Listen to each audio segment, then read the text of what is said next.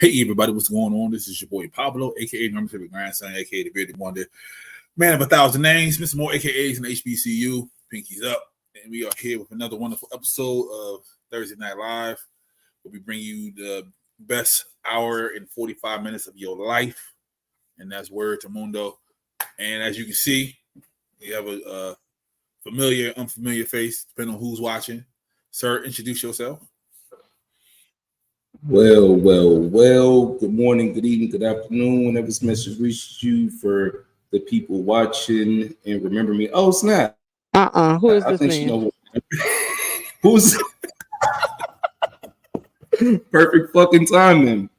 She do it every Who is time. this man? She wait for the music to come on. Man. Well, who this man? For the people asking, I am the 5'9" host with sophisticated ignorance.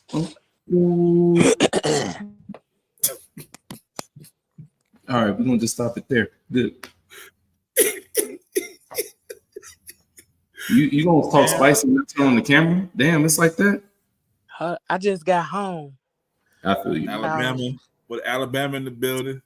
Alabama in the house. Man, introduce yourself. What's good, peoples? As y'all can see, my voice is not fully here tonight, but we gonna make it do what it do anyway. It's your girl Leo Rochelle, aka Auntie Silky Thick, aka Miss Especially Heinous, aka Lab Coat Leo, Yeah. aka Miss Fluffy. That's right. Founder and creator. I got one more AKA, but I can't never remember it. Yeah, I can't remember either. It's the other Jamaican one. What's the other one? Damn Michelle guy. But I'm the founder and creator of PGC Media, the Fat Girl Chronicles podcast, and PGC After Dark. You can find us on all the things and all the places, especially LeoRochelle.com. Check us out over there. And check us out every Tuesday, every other Friday. And we got a few other shows on the network that's coming up. And we got one that one that plays on every Sunday with none other than Leslie Johnson, former WNBA player. Mm-hmm. So check us out. We got a little bit going on and a lot of bit coming up. Miss Doris in the building. Hey, Miss Doris. Dang, she on a Thursday. I ain't never seen Miss Doris on a Thursday. Hey, yeah. Right.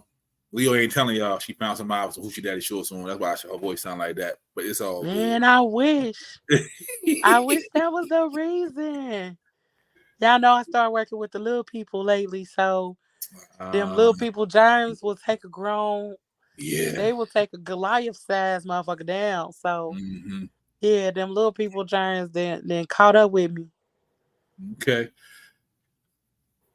I wish I did find a nigga with some hoochie daddy shorts. Where y'all at? Hooch, you remember how I do this? I know it's been a long time for you, sir. It has. Okay. Did I do something wrong? Huh? Already out the gate? Nah, you good. I'm not even remember how I do this. That's all because you about to get started. No. I think I remember I did. Okay. He remember. Oh, I'm sorry. Yep, there we go. All right. First one up. Don't laugh! This ain't reality TV! Man. One of my favorite quotes for one of my favorite movies, stupid is stupid does. And that was some stupid shit. Alabama said if you would have had your lab coat on, you wouldn't have got sick. Listen, I can't wear the lab coat at work. Yeah, not that lab coat. Not that. Not that lab coat, baby. Oh, man. Let's see here what we got. So, Mike Myers from Austin Powers fame, he took a break. Took a break from everything, Hollywood, everything, for like a year. He stepped outside the other day, and people are kind of shocked of how he looks from taking a year off. Let me know what y'all think.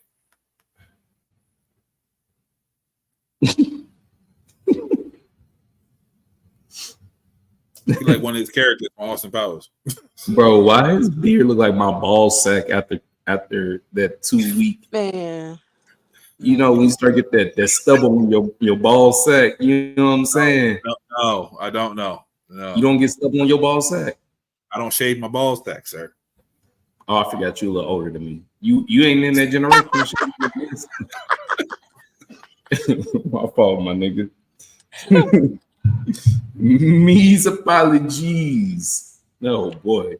The nigga like he stole somebody candy or something. Why he smiling like that? Because he's the paparazzi. Hey, he kind of look a little bit younger, keep it 100. Like, it looks like his time away did him some good. Like, real talk, I'm going to keep it 100 with you, bro. I think homie, he looks all right.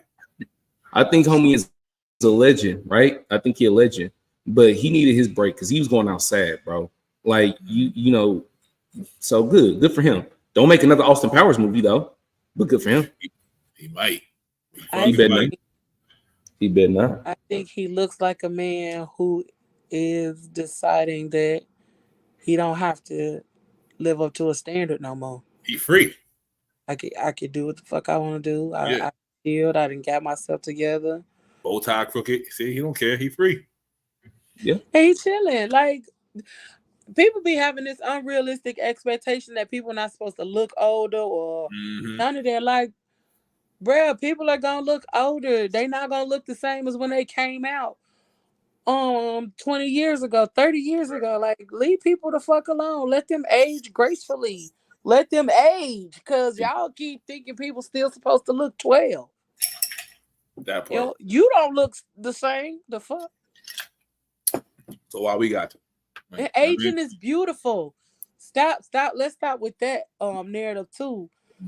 Cause aging is beautiful. Shit. I can't wait till I get me a nice little gray patch in here somewhere. Nick, I swear, when you get that gray streak, I ain't potting with you no more, nigga. Yeah. All you gonna see is this. I'm be like, what you say, Pablo? Huh? That brings me to Leo. You make a great point. Can we ask one person? I know he's not watching. I'm sure he'll never watch. But can we ask Common to please stop dyeing his beard? It is getting very upsetting that nigga is older than Pablo, and he walking around here with a darker beard than Pablo. Yo, that's 2 shots, bro. That's 2 shots. One more, you gonna have to get out of here. One more, you gonna get up out of here. I was about to say. What do you mean? I don't like when men be coloring their beard in. Sorry, leave it. True. You are absolutely. If you're a grown man and you color your beard, you also I'm just gonna stop. I've been. I'm talking about my best friend like that. Yeah, I'm like thinking about people I could have. Yes, Mama Doris, be a silver fox. Listen, Yeah. but soon as man start coming Fox is the in, prime example. soon as man start coming in, it's over for y'all niggas. And don't let me decide to let my hair grow back. Oh Lord. And then I start getting all my grays. Oh Lord. What? All right. Speaking of people wanting people to stay the same, have y'all seen Shonda Rhimes lately? Mm-mm. Well, she's under scrutiny for how she looks now.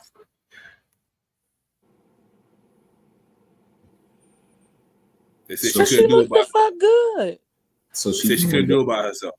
So she doing the Oprah thing. That's what people saying, but she's saying nah. She did it the old-fashioned way.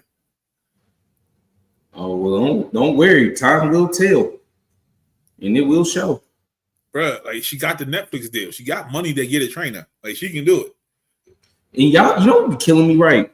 It's like, why when people who was a little bit bigger lose some weight, y'all just automatically think they couldn't have been working out? And it'd be like, well, I can't believe it. And it's like, well, why can't you believe it? Why I ain't see it? What you they can't do it. That's why. They can't do it. So that's why we see you snort crack every other day. We do. We see you get on Instagram. But we still ain't seen you lose no weight. The fuck? I do be wondering how y'all be doing that crack and not losing weight. That's kind of confusing. Motherfucker, This new crack got different ingredients in it. all the goddamn time. But then you still the same size, and the motherfucker get out here and actually lose weight. She look the fuck good. She don't look like she don't look like a motherfucker who been out here. I mean, she might have been doing the shots. Who knows? Who the fuck cares? I can't Because shoot she myself could in the stay stomach. big. That's Y'all why be I ain't doing it. complaining about that too. That's why I ain't doing it. I can't shoot myself in the stomach. That's why I can't do it. You can't what? Your stomach or something? Shoot myself in the stomach with those epics. I can't do that. Oh. I mean, I teach the motherfucking own, but I just don't see what the problem is. Like, if she did do it, and as you said, she got the next Netflix deal, she can afford to do it. Then what difference do it make that she doing it? Because you know when fans get invested in you as a person because of the products that you brought to them, they feel like they have a say so in your life. Hey, I'm finna tell y'all motherfuckers now.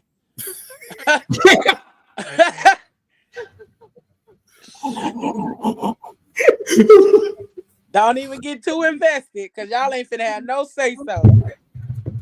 It's gonna say the Fat Girl Chronicles, and then it's gonna say the former Fat Girl Chronicles. I'm still gonna be fat, but a bitch about to lose hella weight, like, bro, and I ain't finna do no Ozempic. But that's what old boy said from the South Side. He said, "How's the Fat Girl Chronicles?" And nobody want to hear fat. He made me feel good that day. I was like, "Okay, thank you, appreciation." That makes me hella young. Don't know that what PHAT means. Hey, y'all. Hey, girl. Christina, I beat you on here today. Hey. Ma'am, I did not know having a puppy was going to be like really having a baby, and I'm fucking exhausted, and I was sleeping, and I'm sorry. You are fine. I'm about to wake you up right now. I'm about to wake you up right now. You ready? She's killing me, Larry. There you go. We are now here. There's a Miss AI contest.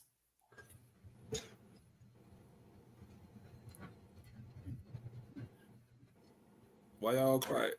I mean, I'm thinking. I just want.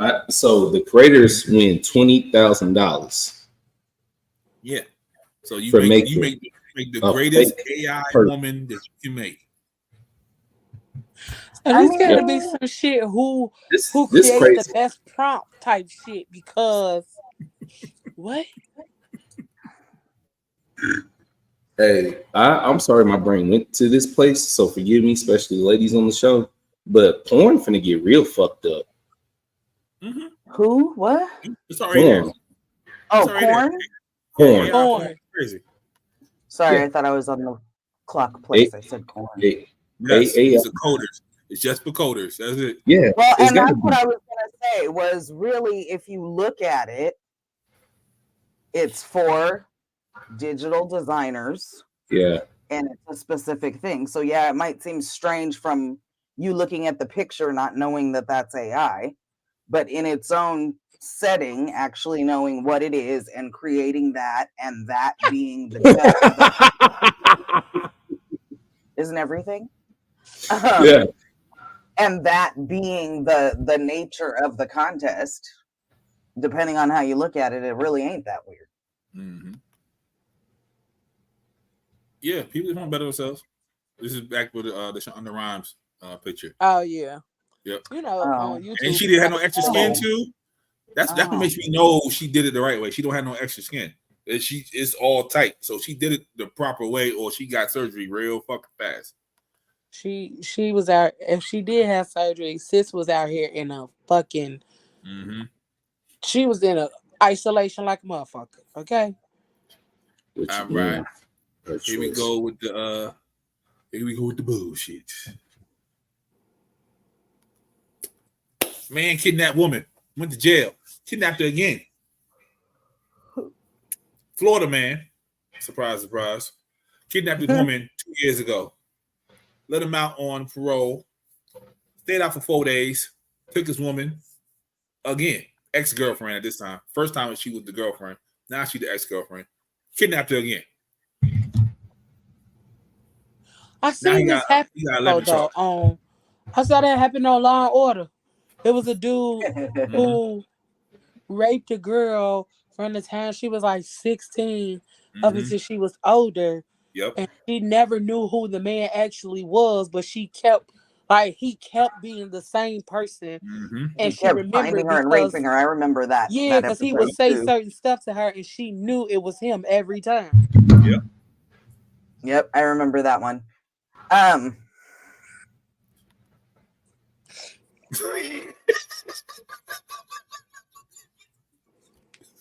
Especially in Florida.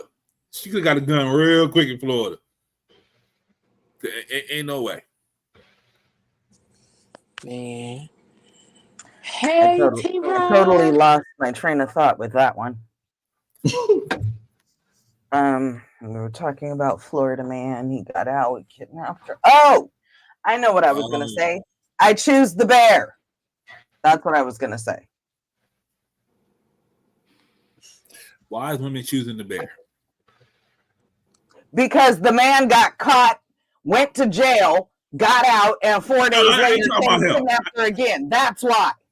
I'm talking about other men. They choosing the bear over other men too. Yeah, because like, are we really getting ready to talk about this? We have to. Have we ever had a news story where anybody got kidnapped by a bear? No, twice by the same bear? We have not. I mean, put me. Did in you ever read a story about a bear raping anyone? Wrong bear.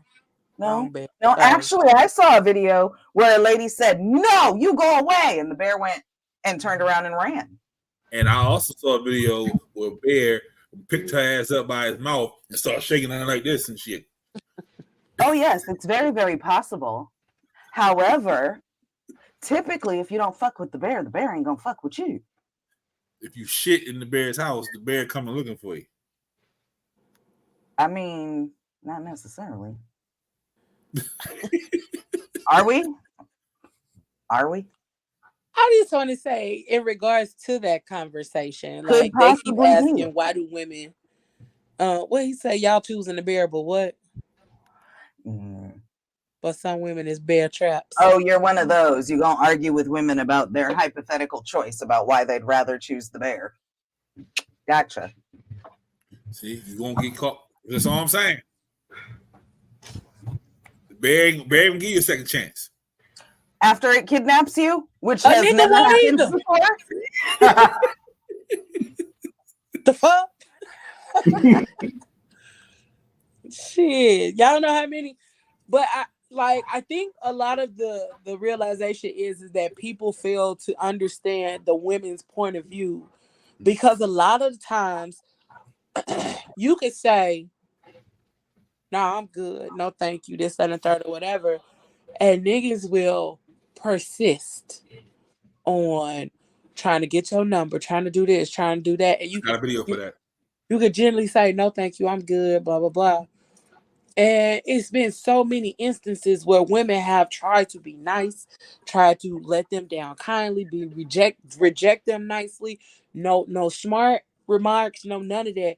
And niggas still have killed them, beat them, robbed them. Like, it was a woman in Texas at the gas station. A dude asked for her number. She said, "No, I got a boyfriend," and the nigga robbed her. It's I think she was in Chicago on her way to a garage.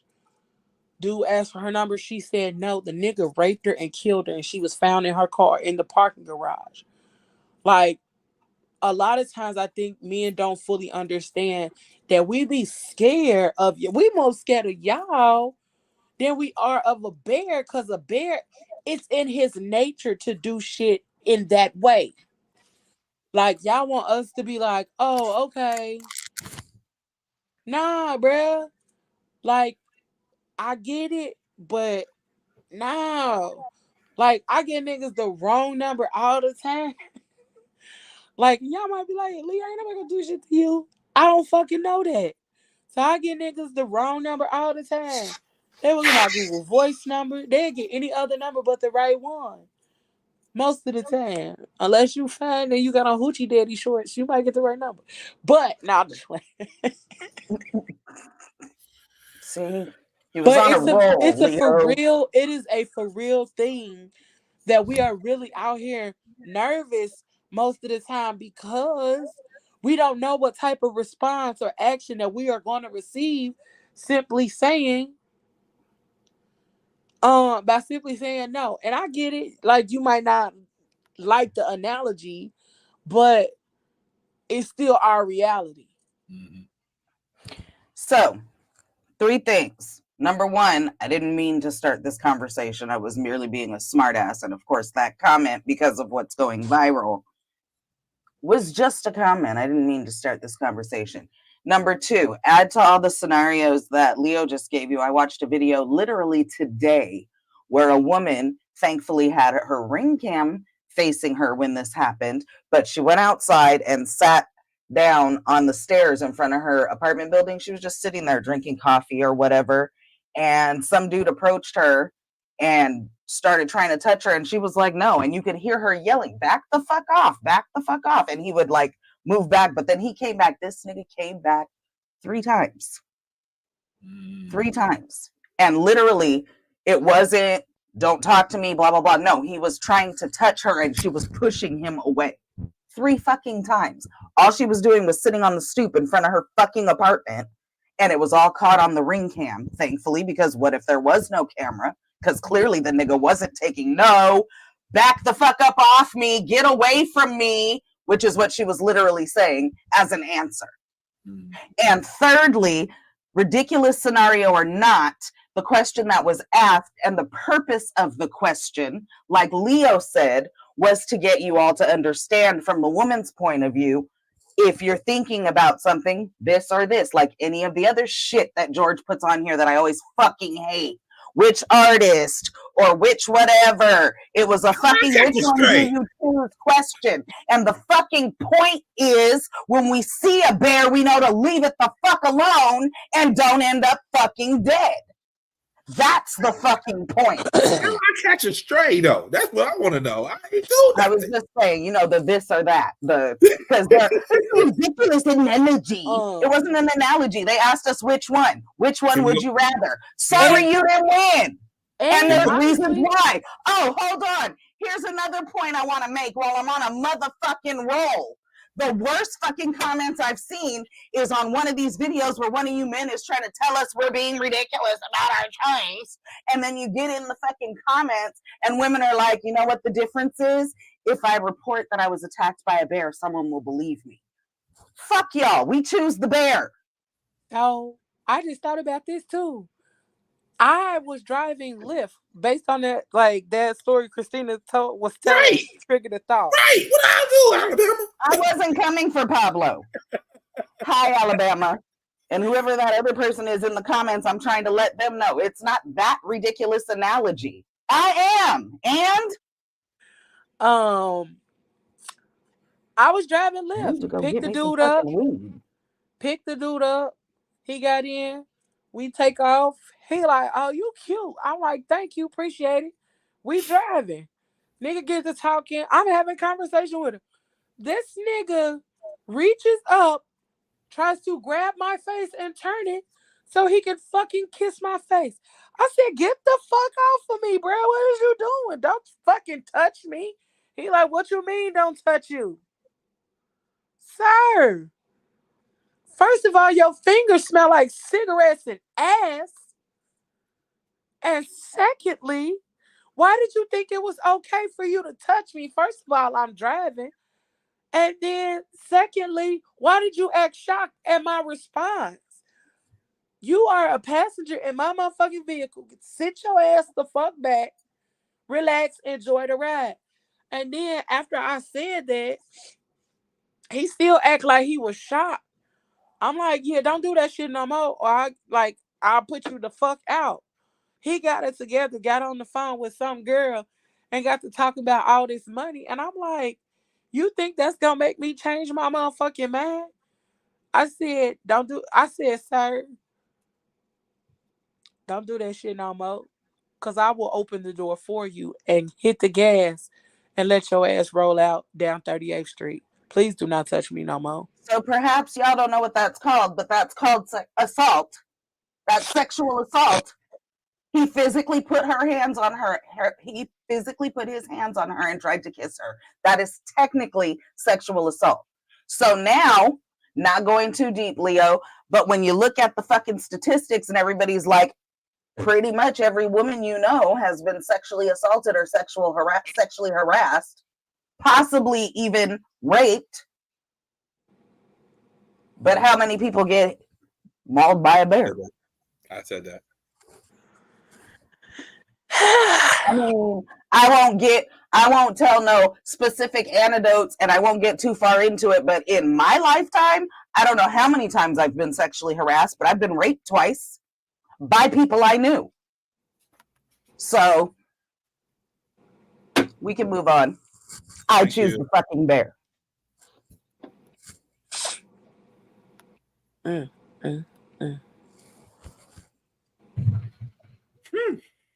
A lot of change. A lot. I'm pissed the fuck off now. It wasn't even all that serious. Jeff Goldblum from The Fly in Jurassic Park and a whole bunch of other stuff say he's not leaving his fortune to his kids. Who you gonna leave it to then? I think that's the question. He's giving it to charities. I was going to say, I don't have a problem with super rich people not leaving all of their huge fortune to their kids if they're giving it to charities and stuff like that, because the purpose behind it is something different. Mm-hmm. It's very, very different if you make your own money versus if somebody else gives you money. And he's not saying he's not going to take care of them at all. He's just saying he's not going to leave them his fortune. Yeah. They're probably going to be well off anyway with whatever allowance he gives them. I mean, just being his daddy, nepotism is a thing. So just that. Like, fuck you mean, daddy? You ain't gotta leave me no money. You know, if I just don't go the RIP, the Bobby Christina route, I'm gonna be straight. You know what I'm saying? So I don't have no problem with that. Shaq said the same shit about his kids. He said, fuck you little niggas. Y'all gonna pay for your own shit. I mean, essentially, bro, like life is more about like what you can do, not about what you're given. So like if your folks give you this bread and you don't know what to do, you're gonna lose it anyways. And so if I'm Jeff Goldblum, I know my jit got a, you know, maybe a smack problem or they got a drinking problem, or maybe I know they probably gonna be in a worse position if I give them some bread. Or they're fucking entitled and need some character development. I mean, I ain't even want to go that route because I ain't got kids, but I definitely always feel like all kids are fucking entitled. So fuck all that. No, so I would imagine it's exponential when your father's Jeff Goldblum. I mean, yeah, your daddy was in Jurassic Park. So, I mean, yeah, your daddy's in Jurassic Park. There's no way you're not going broke, bro. Like, you had to go to some good school, if that. I mean, they just started busting people for paying for kids to go to college. So, I mean, they'll be all right. Yeah, exactly. Nepotism is only a bad thing when you don't know what the fuck you're doing. That's my opinion. Yeah. I just feel like with Shaq and all of these celebrities, like they come out here saying like they're not gonna leave their kids shit or you gotta earn it. But did y'all give them the tools to be able to earn it, or did y'all give them every fucking thing? And then now all of a sudden you like, oh, now you gotta earn your own keep. Well, if you didn't teach me or you didn't give me the tools, now you set me up for failure because you've taken care of every fucking thing my whole life. And now you expect me to get out here and get it out the mud. That's one.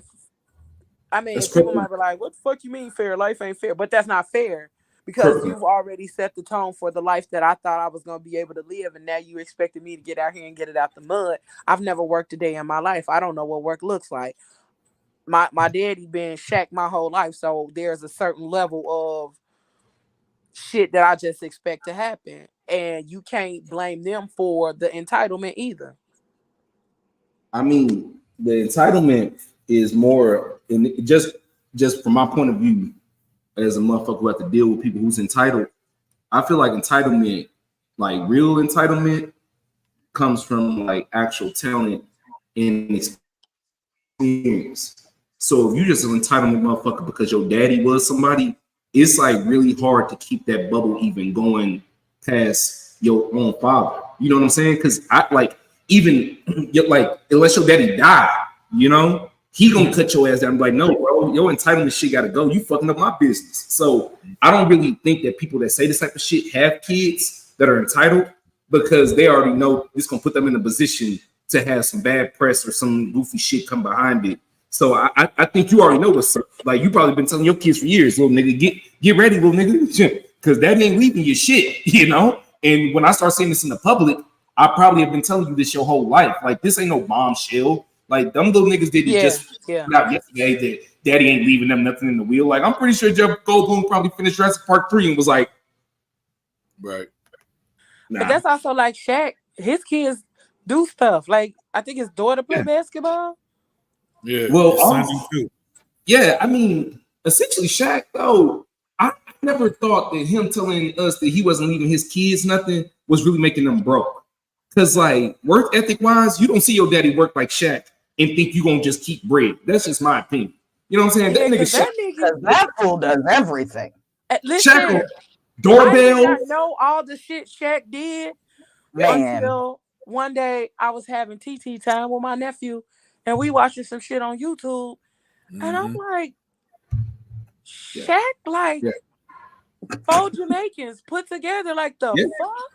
I mean, he 8 feet tall. Like, I did not know he did. Wait. You mean world-renowned DJ Diesel? Mm-hmm. He was here. He was here.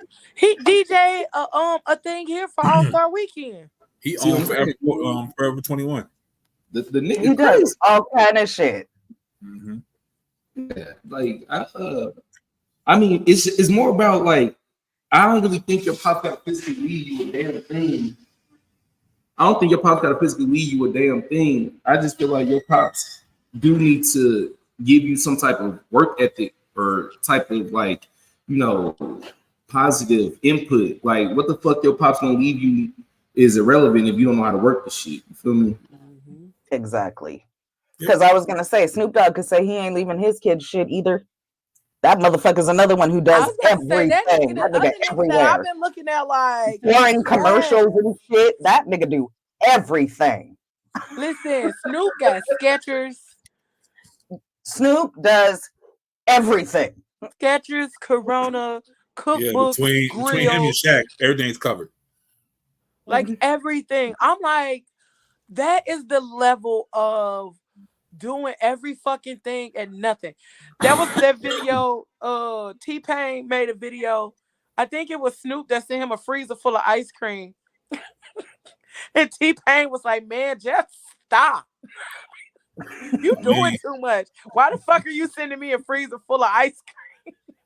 He's like, it's not that I'm not gonna eat it, but it's a freezer full of ice cream. I didn't even know what the fuck I was gonna do with this freezer. Just stop, man. Go sit down. You've done enough.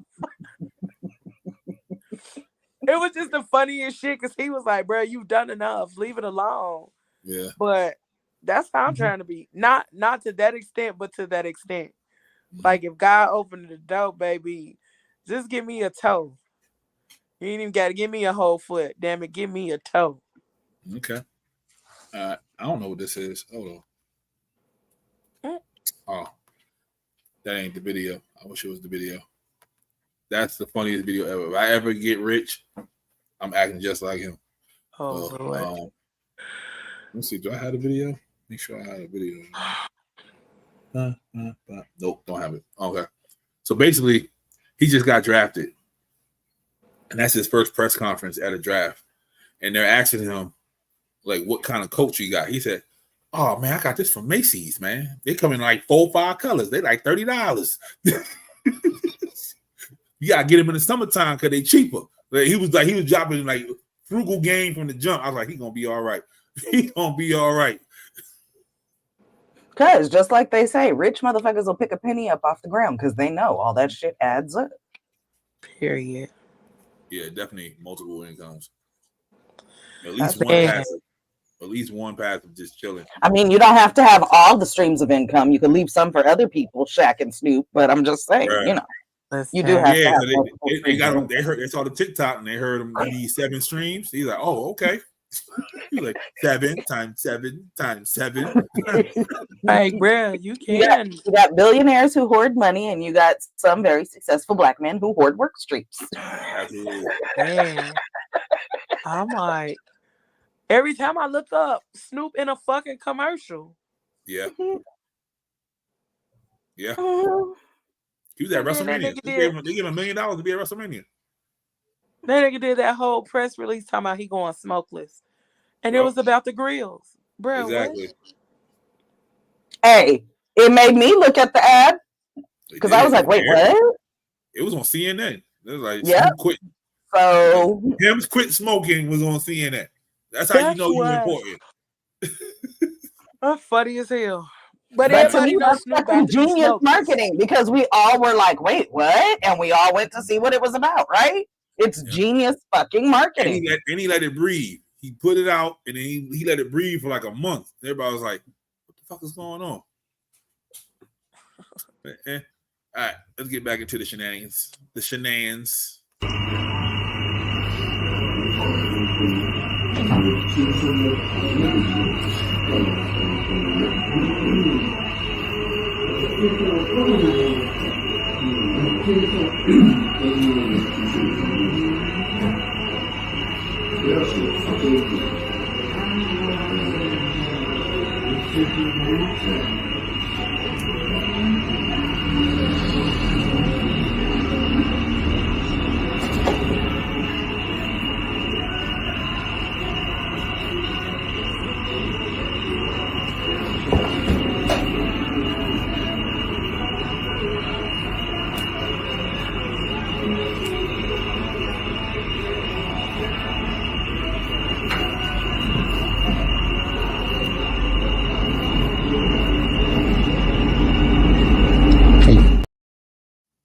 Pablo, I'm really fucking mad because I was waiting for the fucking results, bruh.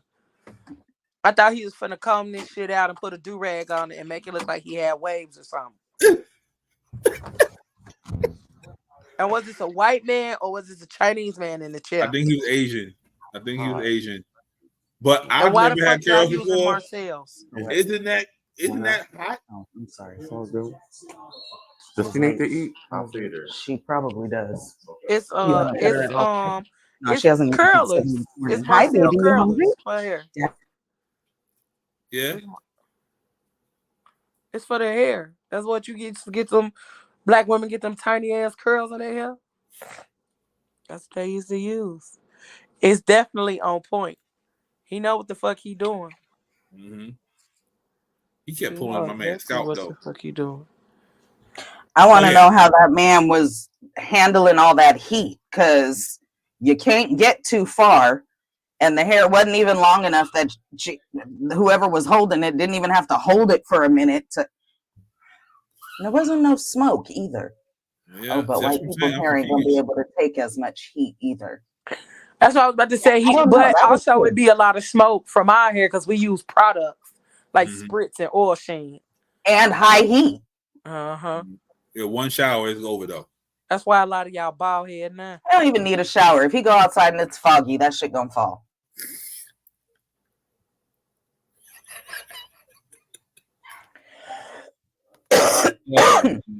Okay, let's get some more laughs and more laughs. What isn't a body, but is a body? If she asks him, what color should she do her nails? Yeah, that's my favorite question. That's my favorite question. Because I will sit there and we'll deliberate. Yeah. Send me pics. Yeah, send me tones. Send me the tones. Send me tones so I know what's right for you. Yeah. I'm all about them things. That's me. Yeah. And when she said, you got boyfriend? You tell her yes. Yeah. He chose the color. He chose the color. Messaging him after his team loses. Follow up. Educating a woman about your football team. Ooh, yeah, you're taking time. Yeah. I'm investing time in you. Yeah, and she's learning stuff. Yeah. You're repeating back what I've said. Yeah. And you're asking inquisitive questions. Yeah. You're not asking boring questions. Yeah. You're taking what I said, you're learning, and you say, but does that mean offside is this? Yeah. Come here. Come here. Having a shared Netflix account. If you've got my password as a body, I don't care. Does she have the password or do you just put the password in so she can watch shit? It doesn't sound different, but it's different. putting the password in on her thing so she could watch it. Yeah. And I leave and don't log out. Yeah. And then next time I go on my Netflix, it says continue watching and it's like Selling Sunsets or something. Buddy. If you continued the next day on my account and didn't log yourself out, buddy, you're my girlfriend. I was with everything to the last one. Because anybody got a Netflix account. That don't mean nothing. But he's saying, if I let you watch my shit, that mean I'm really fucking with you because everybody ain't got my damn password. We go together real bad. We go together real bad. Hey, listen, them first two, that's how I know I really like you. Mm-hmm. Them first two. If I'm up in the nail shop and I text you like, what color should I get my toes? That mean I really like you and I really give a damn because I'm finna put these toes on your face later. So I want to know what you feel like looking at. Like, tell me what you want to look at. What color makes you happy this week? And if I give a damn about your sports team, knowing damn well I ain't watched sports in I don't know how fucking long. And I'm finna ask a few questions and I'm finna be all inquisitive and shit because like I really want to learn, but nobody has taught me. Like I used to know football really good, but over the years, like fucking with niggas who didn't like sports or I just wasn't watching it on my own. You know, the true statement is if you don't use it, you lose it. And that's really what happened. So yeah, if I'm asking about you teaching me about your team, whether it's football, basketball, baseball, hockey, whatever the fuck your sport is, if I'm really asking questions, that means I'm really into what you're into, and not because I'm into it. It's because I'm into you. Mm. And everybody don't get that. Not at all. So I concur on what Leo said because I only watch football because Daddy likes football. We went to a Raider game because Raiders is his team. I don't like football. So the fact that I watch football, we went to the football game, all that shit is because Baby, I'm gonna get us all kind of memorabilia made. I bought us. You said you liked that. I bought us matching Raider sweatshirts before we went. Like, yeah, all that. That's because it's you. I don't even like football. I'm gonna get my sister to make you a mug. I'm gonna get us some cups. But I ain't never asked nobody what color my nails should be. That's for me. That's for I've you. never, like, I get that that's some people's thing or whatever, but like when I get my nails done and shit, that's my self-care time. That's my thing. Yeah, sometimes I just I want. I'd be sitting there forever looking, going, "Oh, I like that one. Oh, but I like that one." Yeah, that's why I also ask because I have decision fatigue, and I'm tired of making fucking choices. You pick for me today. No, I gotta walk around looking at that shit for 2 weeks. I'm choosing what I like. Oh yeah, it ain't. They done. That's what mattered to me. That part. They done. I don't care what color it is. She'll be like, "Oh, let me see your nails and feet when I get home." You know, that's where I went. You want to see, but I choose my own shit. That's my self-care time, and he understands that. I'm finna wiggle these motherfuckers right in your face. You see? Teachers are teaching again, unfortunately. Huh? In what way? Wait, what'd you say? In the way that we used to post about. I didn't hear what you said. Teachers are teaching again. Okay. But she has an excuse. Oh man, she touching kids. Yeah. Oh. She only gave oral to a 15-year-old boy instead of intercourse because she wants to stay pure.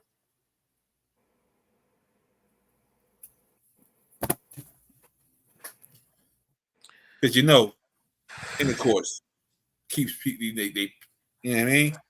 Why do people keep thinking it's all these fucking loopholes to fucking? It is. So the boy's pure, she's pure, we all pure. No, you're not. Because you put his thing in your mouth, ho.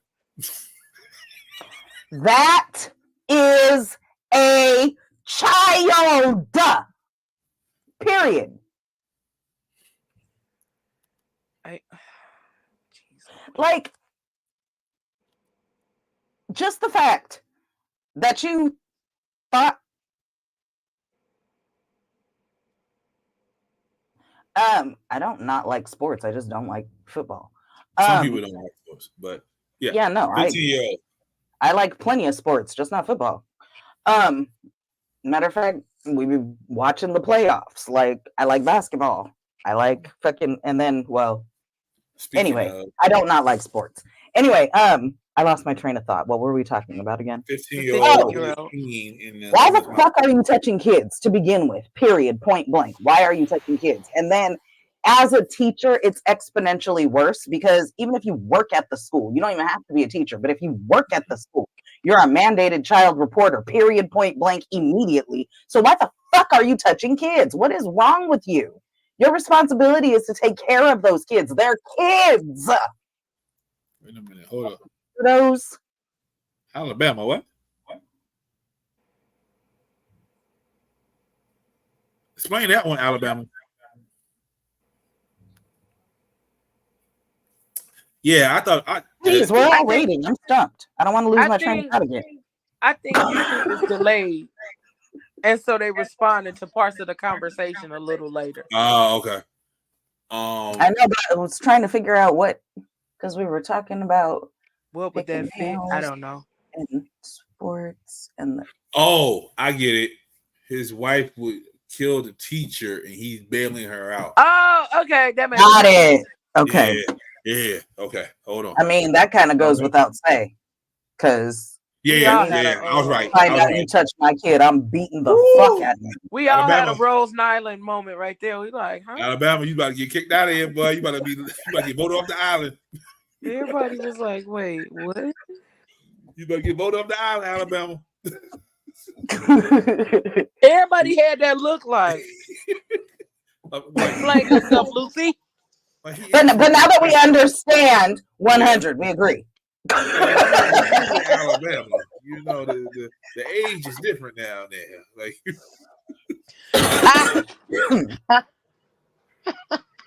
yeah, we good now. We back. We on the same page. We got you. We just had to decide. We do now. You didn't see our facial expressions. We were giving you the benefit of the doubt. I mean, we knew that you wasn't saying that she was touching them. We just was trying to figure out what you actually meant. Yeah, we all paused and said, "Hold on, go ahead and explain, Alabama." We gave you that courtesy that we would not give. You know, you typically, got a little and sense. We gave you that courtesy. Yeah, I mean, we gave you a couple of minutes. Okay, it was us. It was us. It's okay. We paused. It was us, not you. All right. What's this? Oh, here we go. One of y'all gave me this. Friend loans you. Oh, it was me. Yep. It was me because I was interested to see what y'all would say after I commented and then scrolled through the comments. Give me 50,000. How much I'm giving back? The $100 he gave me. Some people said that. Some people said half was only fair. I won't give him half. Some people said other things. I'll probably give him like 5,000. That's what I was about to say. Probably 10%. Yeah, something like that. I'll give him I started at 10 and went to 15. So my answer was 5,600. You gotta have 15. You get your. Actually, what I said in the comments was initial investment plus 15%. You get 5,600. Okay. Because technically, it's an investment. You don't know what the fuck you gave me that $100 for. You gave me $100.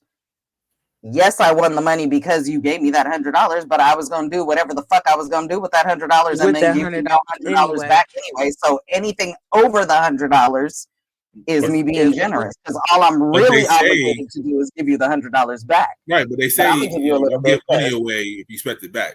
You know what I mean? Like, so he gave 100 away, not expecting the 100 to come back to him. Yeah, and then you wouldn't even know that I won 50,000. Not a damn clue. Not a damn. What? Cause if I won that kind of cash, I'ma hit your cash out with that $100 and a little more, and then go on about my merry little way. Put that shit up and keep it moving. Cause I don't have to give you anything, but like I said, 10%. Cause you did give me the 100. But even then, were we at the casino to begin with? Right. Or did I have to go to the casino? Yeah, did I have to go to the casino, or were we already at the casino and you gave me $100? Because if we was already at the casino and you gave me $100, you knew that I possibly could have lost that money. Mm-hmm. And knew I didn't have no money because you gave me something at the casino. Because you gave me $100. So obviously it was a bad day. You know I was finna gamble that $100. Yeah, it was a bad day for me already. I ain't being shiesty neither. It's just a matter of like principle. Like, 110%. You knew I could have lost it. So, well, like I said, just out of gratitude alone and the fact that I won the money, I would give a percentage. I would give it to you. I would give it to you just for you being solid. Because I have been at the casino and my friends gave me money to gamble with. That makes sense. Because you need something. I'm not a gambler. I got you. And then a stranger gave me $100. If you don't hear the cheering, my nigga, I ain't doing shit. I'll tell you that right now. Right. If you don't hear me screaming at the top of my lungs, don't even worry about it. But even if you did, the point is, just because you gave me that $100, it don't matter what I do with it. So I even if you that shit in my bra and not did nothing. I'm trying to tell you, if you don't see the pit boss walking my way, I ain't win a damn thing. I tell you that. Even if you do, that don't mean I hit big. It might mean I just won. I won a little 5,000. That's it, a little 5,000. Nah, you gonna get. He got the big swole dude next to him with that 50. But yeah, I had a stranger give me money at the casino because we ended up finding out we had the same birthday. We were sitting next to each other talking shit, and we found out we had the same birthday. He's like, "Happy birthday," and gave me some gambling money. That's how it be sometimes. And I won like. First of all, I'm at the table. I'm telling everybody, shut the fuck up, okay? Like, this is not the cheering section over here, all right? Hey, I mean, right? Is this not the same scenario as if, like, let's say, have you ever seen people who, you know how sometimes you get a birthday card and it got money in it, right? Some people will give you a card and it has scratchers in it. So if you give me a card with scratchers in it and I win, am I entitled to give you something as a fucking gift? Exactly. You gave it to me. And because you gave me scratchers, you knew there was a possibility I might win. So me winning some money. That's what my boss used to give us. You gave me the opportunity for a gift. My old so it's job, up to me what happens at that point, right? That was his gift to us every Christmas. He gives us a Christmas card with a scratch off in it.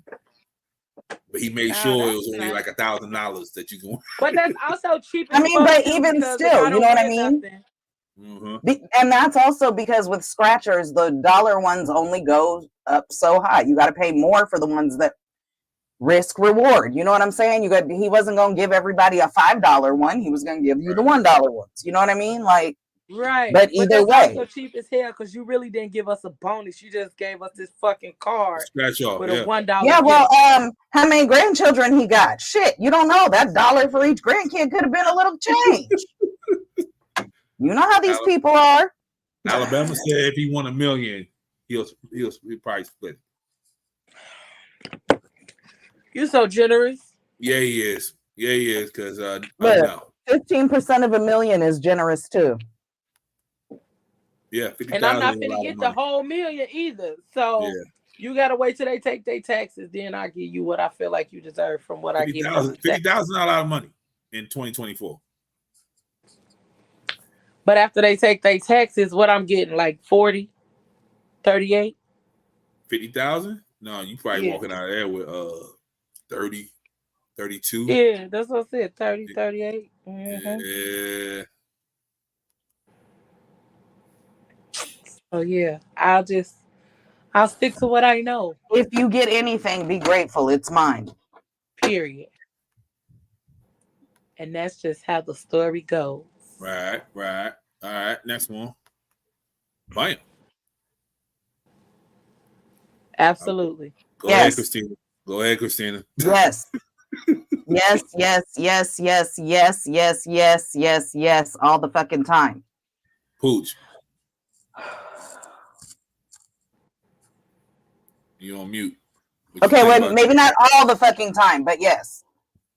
Oh, he's out of it. Okay. So, for those who are reading impaired, It says, do kids deserve Wow. apologies and explanations from parents? They do. Yes. The one thing that a lot of parents forget, and this whole thing as we're going along talking about, well, this is our generation, blah, blah, blah, blah, or whatever. Okay, great. The fact of the matter is, if you're doing life, you're living and learning every day. A lot of the issues with people in those past generations were that they did not treat children like they were their own people. And that is why there is so many mental health issues now.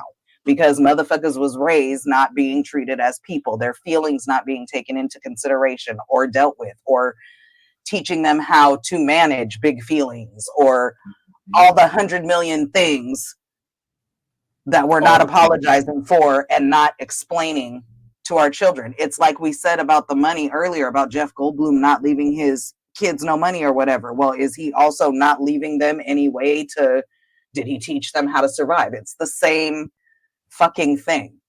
And the reason why I amended the all the time is because with younger kids, especially when they're in their why stage, you don't have to explain every fucking thing, but they do deserve explanations and apologies. Abso-fucking-lutely they do. And as a kid who grew up in a household where kids were seen as less than, and I'll tell you that even as adults, I don't think the view has changed very much by certain people.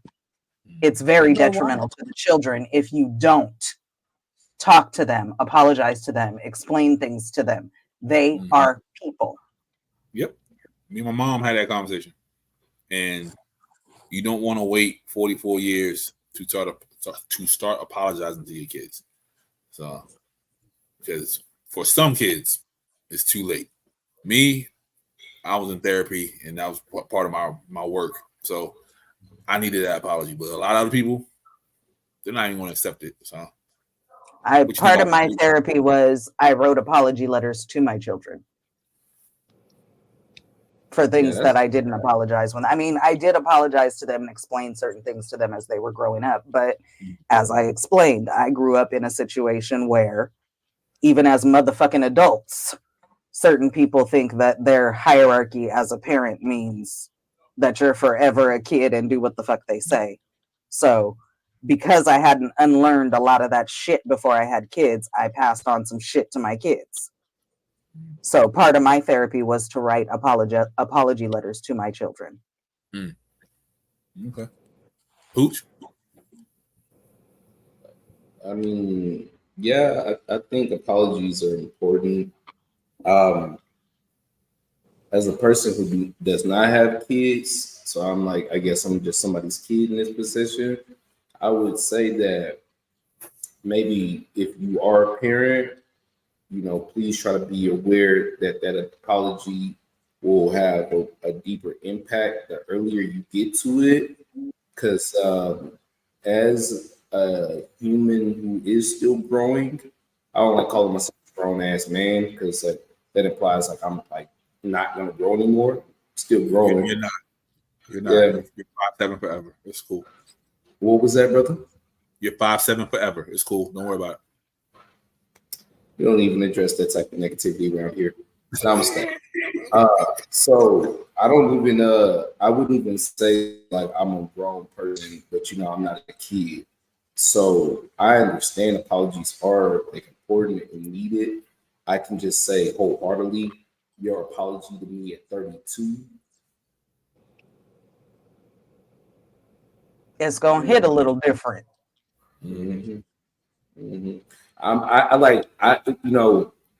At 32, I can, and this is funny to even think about because 2 years ago, I would have been like at 30, like, nah, I don't even want your apology, keep it, homie. At 32, I would be welcome to an apology, but I'm still not like as forgiving as I probably know I will be at like, say, 42 or 52. But like at 32, like I just hear your apology out. That's it. I don't need nothing else though. Like you can just stop. Because to me, it gets to a certain point where it's like, why did it take 32 years? Like, homie, why couldn't you see this in 2 years? Why couldn't you see this in 10 years?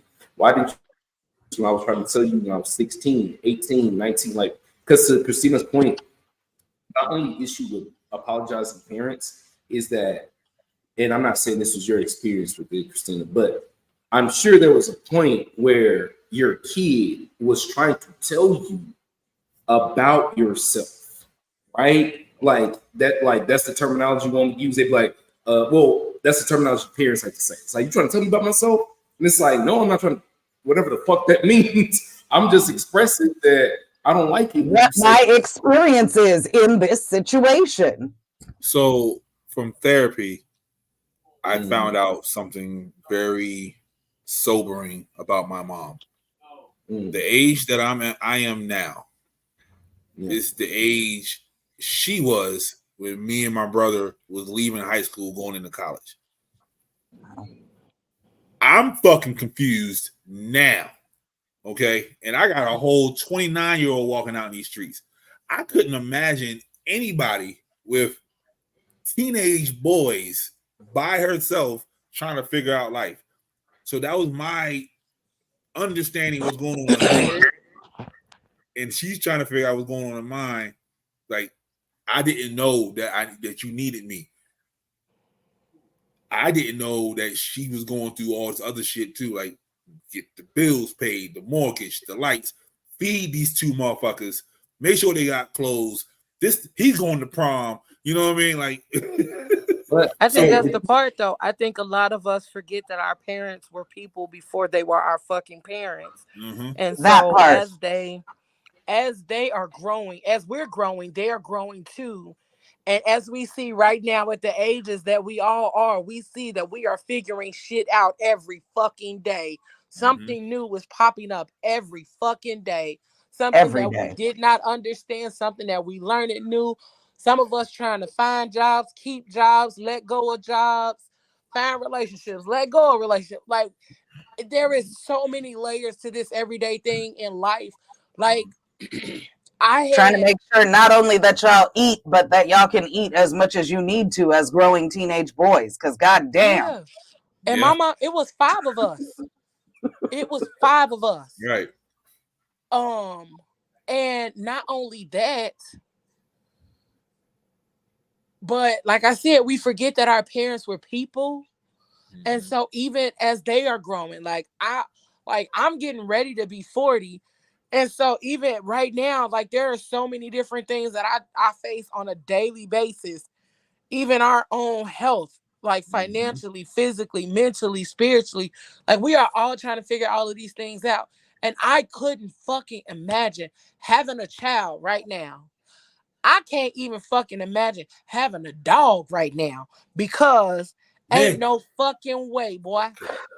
My dog would probably be in a cage, and my dog would probably get up and leave when I let it out. Cause what? Like, I'm tired of this shit. I'm tired of this shit, Grandpa. That's why they back in the cage now. Just shit on the floor again. Yep. Yeah, I didn't get the opportunity to have that conversation with my mama where she apologized. I honestly had to learn through therapy to forgive her for what she didn't know.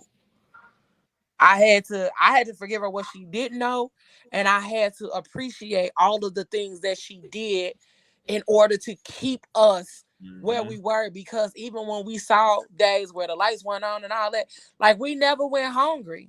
Right. And all of the fucking things that we wanted, we never went without. And then, y'all know what the real fucking killer was? We found one of my mama fucking check stuff, like her tax returns from back then. Nigga. And we was like, how in the fucking fuck magic did you make it with 5 kids? Christmas was lit every year. Holidays was lit every year. Like, birthdays, everything. Like, how the fuck was y'all making it? And we up here struggling on 40 grand, 50 grand. Like, bro, come on. Like, I remember I think that tax return we found was like 12, 15 grand. Like, the fuck? Like, niggas struggling 50 grand by themselves right now. Right now, they struggling with 50 grand. I couldn't imagine making 10 grand a year. 25 years ago, 50 grand. Like, shit.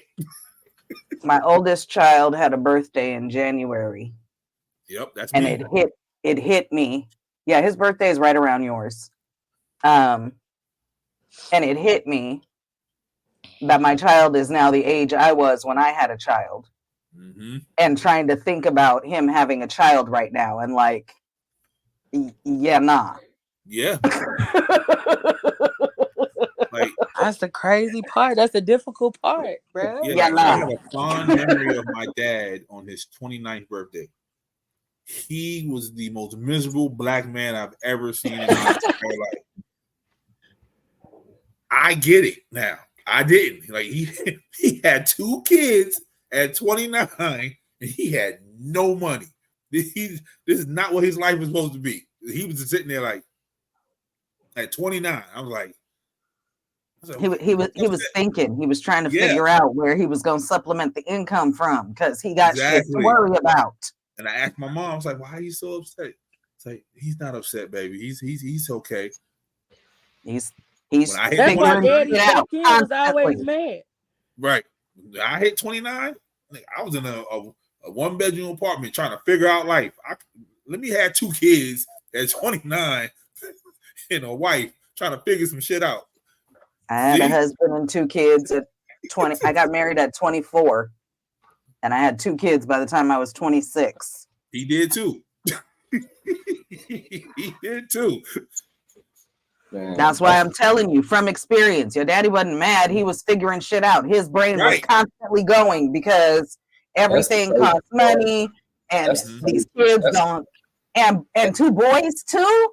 Oh my God! These kids got to eat and eat and eat and eat and eat. I just, outside of everything I just said, what's even crazier is like how like mental health was like not a thing. And like I know for sure one of my parents, I'm not gonna say which one, but y'all probably guess. One of my parents is bipolar, and I fuck am I talking about? I know my dad was bipolar, and I know that was something he never got diagnosed with, and it's crazy because I don't know to the level extent of what his bipolarism was, but like Christina made me think about how when my dad was 29, he too had a second child, and there's a photo of him holding my brother. And I remember him looking like what you just said, somewhat miserable. But like as I sit here and these 32-year-old bones is kicking in and shit ain't like bouncing back like he used to, this nigga was not miserable. Christina's right. He was sitting there like, fuck, I got another child. My first child is 8. My newest child is 1. And then the nigga fucked around and had another child 3 years later. So now sitting at 32, you got 3 kids. Bro, it was such a, and if I could just add on to this, I think it's really funny too, because it depends on when you are like lining up with age with kids. Because I'm 10 years older than my sister, and I'm 7 years older than my brother. So like when my parents were like 35, I was like the 12th. And so I was like always a bigger kid. So when I got to about 19 and 20, I was like my parents' brother and sister. I'm sorry, brother. Fuck to my sister. Wow. I was like their brother. And how do I say this in the most positive way? I think when there's not enough of the age gap, there's always going to be some form of more of a sibling friction than a parent friction.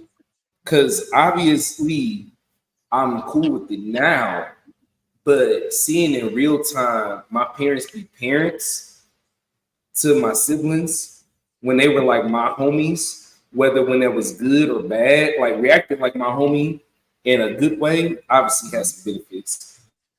But like my homie in a bad way, obviously has some downsides. So like that's the shit I try to like be aware of. Like in my 30s now, it's like, oh fuck, I get why the reaction is different, and I try to like be aware of that because like it be just so uptight, son. Like just the level of uptightness. You understand why motherfuckers is so uptight or not uptight for certain reasons. Yeah. So a couple of things going on that. Yes, the age is absolutely important. Now, my parents were still in high school when they had me. I can't imagine having a child at 16, but they did. Right. So the age gap between me and my siblings, my next sibling after me is 5 years younger than me. And then I don't know if at that point it just kind of, because then my next sibling is 7 years younger than me, then my next one is 10. And so they all grew up kind of in a clump. They're all 1 to 2 years apart. And then there's me, who's separated by that age gap. Now, the other piece about that, so I was talking to my sister not too long ago, and she is, so my sister that died was between us. She was the one that was 5 years younger than me. The one that is still here is 7 years younger than me. So we got 7 years between us. And we were talking, and it's interesting, like you said, Pooch, like your parents reacted to you kind of like a homie or whatever, whereas with your siblings. So not only does the age difference make your experience different, period, because your parents are at a different stage of their life. My kids and I used to have this, well, my genius second kid came up with it. The first pancake. When you make pancakes, a lot of times that first pancake be fucked up. It's kind of the practice one, like get the heat right and the timing and all that shit, right? So kids are kind of the same. They don't come with instructions. So you learn things as you're raising that first one that you can put into play with the next one and so forth as these kids are coming along. Now, I will also add, I won't say which parent, but it was the white one who recently said people who go to therapy are stupid. And so that's why, even though I have forgiven that particular parent for certain things when I was growing up, because they were able to do what they were able to do with what they had, I have a problem with the relationship going forward, because people who need therapy and who all of their children are in therapy shouldn't say that therapy is stupid. That's all. Okay. That's pod. That's crazy. Well, I just want to say Uh-huh. that I'm glad all of our motherfucking asses is in therapy. Hey, I'm glad all of us are in therapy. We want to be better, and that means something. Mm-hmm. Like I said, I'm at the age now where my mom had 5 kids, and all 5 of us were over the age of 5, and I'm 39. So my mom had 5 kids, and by the time she was 39, her youngest, let me see, my little sister her birthday is this month, so she would have been turning 6 when my mama was 39. Like the fuck? I get what? I couldn't even fucking imagine having 5 kids right now. And I be seeing some of these parents coming to daycare, and like they got 2 arm babies and one that's like they got 2 arm babies, and then they got one that's walking, one that's like 4. I'm like, the fuck? Y'all didn't let them 6 weeks pass, did you? Some of them don't. That's crazy. Yeah, an old coworker, she had 3 under 3. That's insanity. Yeah. She had a fucking death wish. Insanity is doing the same thing over and over. Yep. Yeah, 3 under 3. Man, and I only had 2 kids, and all that fucking time I had them 2 kids, all I kept thinking was, I don't know how these motherfuckers do it with 3, 4, 5, 12 kids. What the fuck are y'all doing? Yep. This shit is hard. And all of us were like 3 years apart. We like 3 years apart, almost exactly. That's actually kind of a good age if you're going to have another kid. 3 years apart is kind of a good. Yeah, because that's a good. You'll always have somebody developmentally and stuff. Yeah, all of that. But even from the mom's point of view, like by 3 years old, that kid should pretty much be potty trained, kind of starting to get a little bit of independence, and old enough to where you can start preparing them for another baby, and then they'll, start falling into that or whatever. I couldn't prepare my first one for the baby. I just want to say that. I mean, I did as best I could, but they were only a year and a half apart. So how much did he really? I'm not the baby. You know what I'm saying? Yeah. I would be a fucking. I literally have video of my oldest son my father-in-law is holding the baby, and he goes, look at the baby, and my son goes, yeah, baby, and walks away. He's not even 2. Yeah. All right, Leo, you ready? Sure, let's go.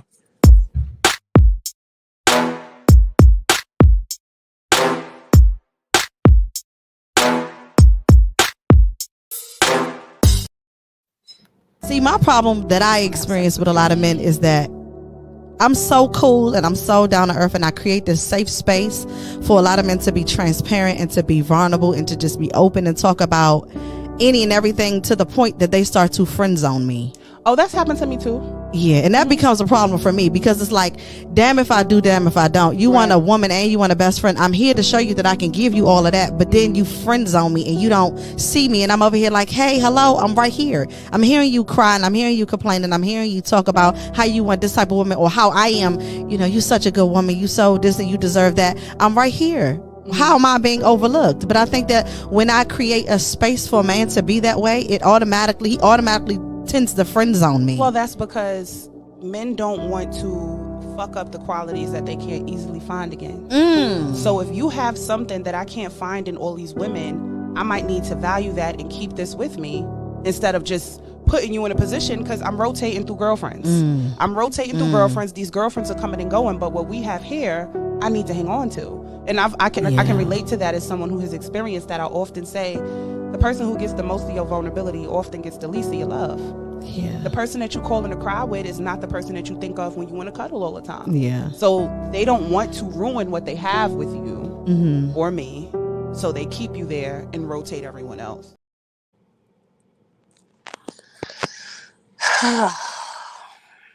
I think that's an excuse. I think that's a fucking excuse, because the marriage is built on a particular foundation. So if you're trying to find that relationship, you have right there exactly what the fuck you're looking for in the relationship. If you're just not attracted to that person, then just say that. And her saying that they don't want to fuck it up, then don't. Then fucking don't. If you have that place where you're vulnerable and you can talk to her and all of that, then y'all can work through that shit. If you're being transparent and you're fucking telling her, okay, this is what I'm dealing with, whatever, you ain't gotta fuck it up. And if she's being that person for you, she's going to be that person that's going to be there as you figure that shit out and y'all grow together. That's what motherfuckers are missing, and why motherfucking relationships ain't working. Go ahead, Leo. Go ahead, Pooch.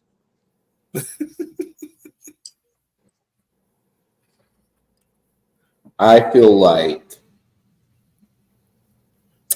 we as humans know what we want when we want it, and we have a lot of excuses for people that we don't want.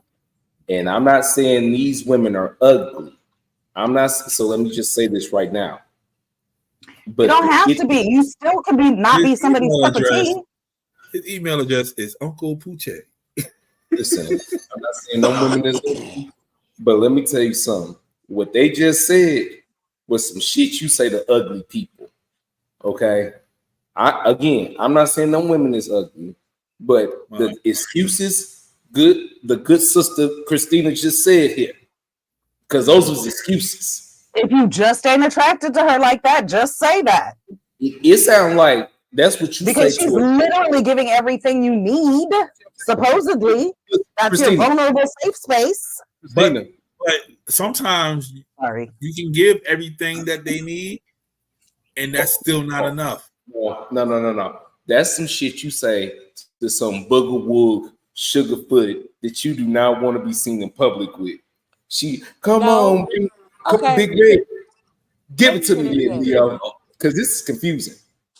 So, one of the things that I have learned over the years is that although you may be those things to these people, one, they might not be in a space to actually give you what you need. And like, it may sound like an excuse, but some people actually do know that they can't fuck with you on a real level.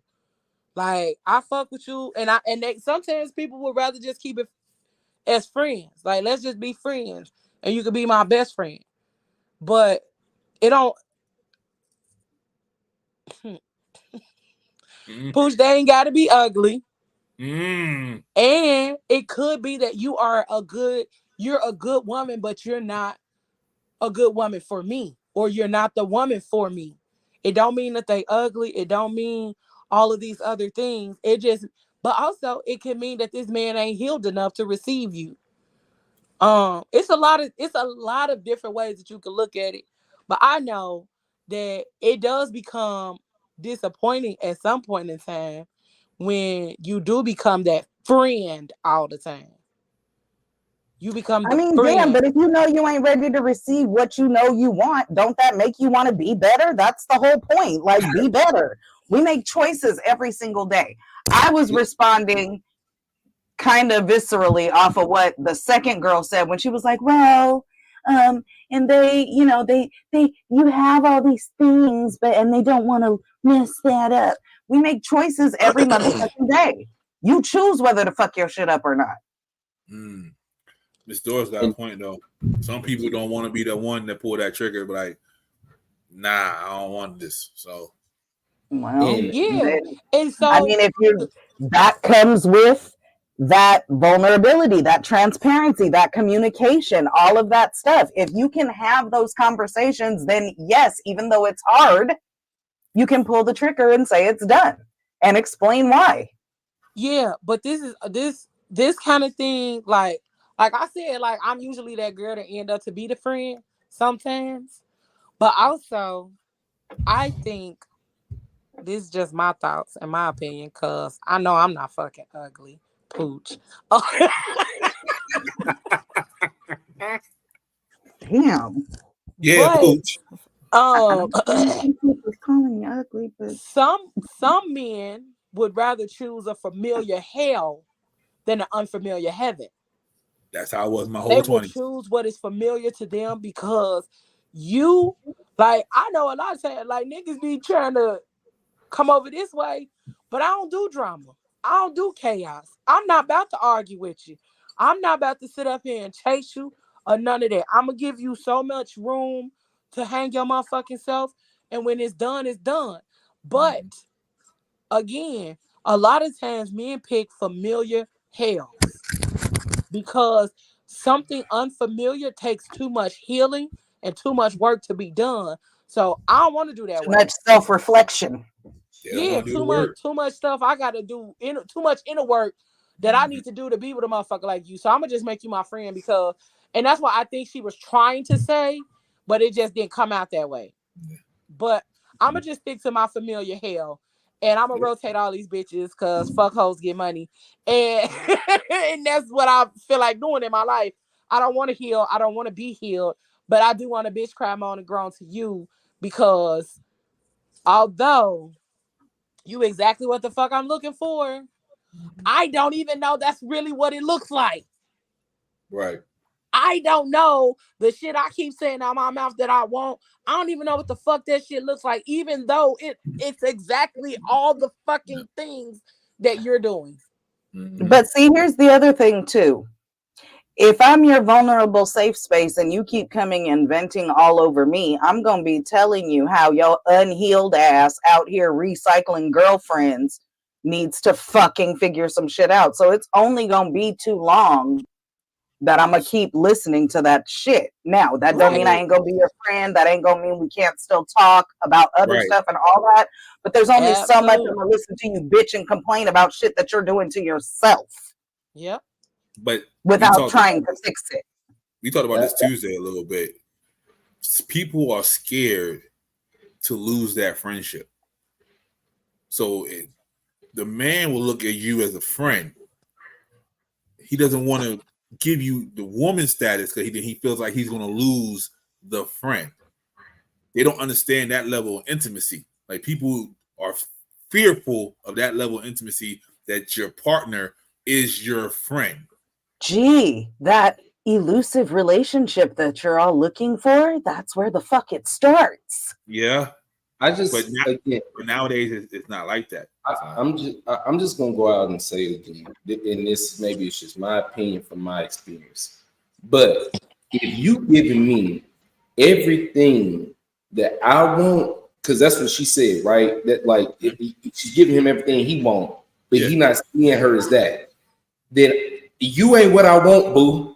That's just really what I'm just saying in my view. Right.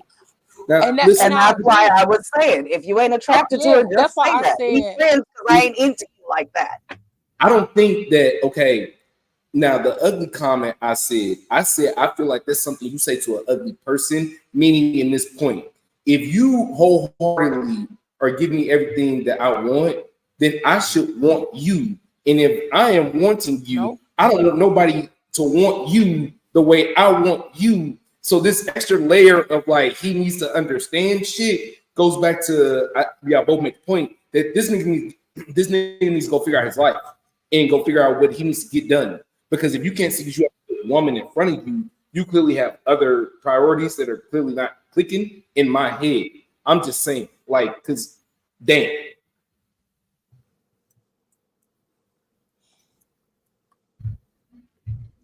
I agree to an extent.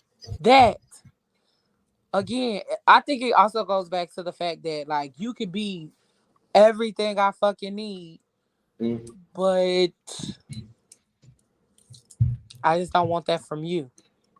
And I think that's because obviously there's levels. Thing. So on some level, you're just not into them on that romantic or physical. That's why I said I agree to an extent. Fine, but that's what I was saying from the beginning. Okay, well then just say that. Like say that. Just say it. This is why my motherfucking ass had to rectify how I date or how I choose people to make my safe spaces with, because I found myself being hurt by being in those safe spaces, or we both created that safe space with each other and we was out here like really fucking with each other in that way, but it was certain factors that didn't allow for that space to move any further. I'm gonna just say that for that one situation. It was a lot of other factors, but a lot of times I had to recognize, like, bitch, you are a healer, and that's what the fuck you are. So you gonna attract a bunch of motherfucking people who want to be healed and who want to be loved on. I'm a natural lover. Mrs. Lover. I'm a natural lover. So it's easy. It's easy for me to love on people. Like, even motherfuckers that I don't necessarily know. Like, for real. Like, it's easy for me to love on people because that's just the type of motherfucking person I am. That's how I was raised or whatever. And so that's how I am with people. I love on people. And it's easy for me to attract people who want to be healed and all that other kind of shit. But once you come over here, a lot of people don't recognize that, bitch, just because I'm over here helping you to heal, that don't mean you ain't got some shit to do on your own. And a lot of times they fight that shit, they deflect. And then even when I tell motherfuckers like, oh, you one of them motherfuckers that's used to chaos. And they be like, no, I ain't used to chaos. I just, no, baby. It's so normal for you, you don't even recognize it as chaos. Yeah, because the minute I'm not arguing with you, I ain't fussing and fighting with you. Like, you want to start an argument. You want to start a fight. You want to nitpick about some bullshit. Sir, if you don't get the fuck out my face. Or do little shit just to see what your reaction is. And because you don't go outside and slash their tires, that means you don't love them. So people choose familiar hells because it feels good, it looks good, and anything else outside of they know. Yeah. So when you know better, you do better. And then when you know better, you also love yourself in a different way so that you don't accept bullshit and you don't fall into those self-sabotaging situations. But again, that's why I'm in therapy. And so now I ask a bunch of different motherfucking questions based on time frames and time stamps. Oh, okay, we've been talking a little while. So what we doing? How this going? Because I used to be scared to say, what is this? I used to be scared to say that because people used to tell me all the time, you don't say that because they automatically think you want a relationship. And I used to be like, no, I mean, I just want to know what the fuck we doing, so I know how to compartmentalize my fucking feelings. Because and it's a boundary discussion. Yeah. What are the parameters? What are the boundaries? What is this and what are the rules? Conversation. And so then I started questioning what my boundaries look like, because when I was trying to set boundaries and ask questions, I was always met with resistance. So now I'm in therapy again, trying to figure out fucking boundaries. So boundaries are hard. When I used to ask that motherfucking question, people used to be like, nah, because men think this and men think that. And dudes used to really think like, oh, this mean you want a relationship. Nah, baby, this mean if I want to go out on a date with another nigga, then I don't have to let you know about it. I don't have to you ain't gotta worry about this nigga following you and shit, looking through the window like Donnell Jones. Include you in that conversation. I don't, like, you know what I'm saying? I don't have to like consult you about the things that I'm doing if we just friends, because I don't consult my friends about going out on dates unless it's my the same shit as when you get invited somewhere and you ask who all gonna be there. Like, you fucking planning your shit. Like, it's not okay, well, so it's time to be in a relationship now, let's put a title on it. No, it's okay, this is what's happening. What does that mean? Where is the boundary at? What are we moving towards something? Are we like, it's communication, for fuck's sake. And what's the expectations? Because don't expect to talk to me every motherfucking day if you ain't my man. Do you go into a meeting and not have an agenda? Like, don't expect to get the invisible ink pictures and you ain't my man. Yeah. Y'all be up here expecting the invisible ink pic. That's top tier right there. The what? The invisible ink pictures. Mm-hmm. That's top tier. I don't even know. Christina, you got an iPhone? Uh-huh. Okay, I'm gonna show you what I'm talking about. I ain't gonna send you no invisible ink picture, but I'm gonna show you what I'm talking about. It's gonna be like a meme, but when I send it to you, you will see the invisible ink thing. So when you get ready to send some shit, like you put the picture in your, like you attach the picture, but then you press and hold the arrow before you send it, and these options pop up. So you can send it in bubbles, you can send invisible ink. It's like 3 more other options before you send a picture. Yep. And then when it gets to you, you just you move your finger like a scratcher. Yeah, and you see move your finger like a scratcher, and then you can see what's underneath the invisible ink. Boy, they found out new ways to just send everything. So going back to what we were saying before, if you don't want to fuck up, don't do it. I don't know only you can fuck it up, because I ain't got no reason to be sending nobody no secret scratch off shit. That's why. They like to scratch offs.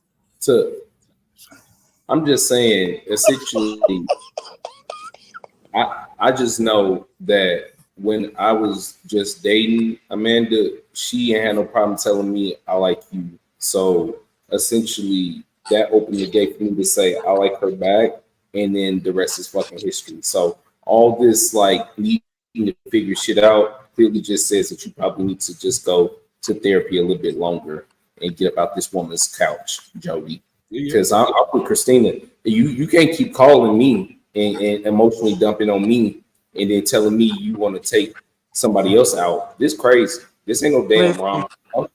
This ain't no damn rom. This ain't love and basketball, bitch. This ain't brown sugar. The hell you think this is? Get the hell up out of here. Yeah, and that's what I'm saying. Like eventually, like you have to decide that that's what you're no longer going to accept. So that's why I said that used to be that was the story of my life right there. Like I used to always be in the friend zone. Like nigga, I say that all the time. Or always the show that never the rock. I used to put that on Facebook every fucking week. The what? Or always the show that never the rock. Listen. Or I used to be the girl like niggas will always be like, oh my God, you was like the motherfucking movie Just Right. Oh yeah, you the homie. And then now all of a sudden you see I done glowed up. Now you want to talk to me. Boy, go suck that boy's penis for me. Cause no. All right. Next video. No. Speaking of boundaries. Stop! Don't touch me there. This is my no-no sweater. Stop! Don't touch me there. This is my no-no sweater. What? Big bro in the back on the right, they made him do that video. He didn't want to be. Stop! Don't touch me there. That's. Stop! Don't touch me there. This is my no-no sweater. Stop! Don't touch me there. This is my no-no sweater. Yeah, What's big crazy bro. is the one in the front looks just like the principal at one the most recent school I was working at. She looks just like the principal. Probably her. It's not her, but it looks just like her. Yeah. That's capitalism at its best, right there, boy. Exactly. When HR gets creative. Oh, come on. Obviously, it's age appropriate for kiddos. What adult calls it their no-no square? Boy, the ones that still stay with their mama, I don't know. And the ones that call the penis The ones who say that you're That's gay, what I was about to say, the like ones that to call make their your penis a pee-pee pee-pee. feel good by putting it in some pussy. Yep. You call your shit a pee-pee, then that's for you. Whatever your age. Next video. You call it a no-no square. Yeah.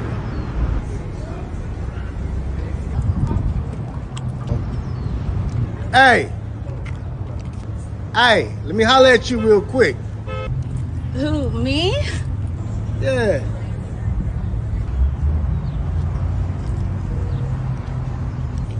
Yeah. Okay. Yeah?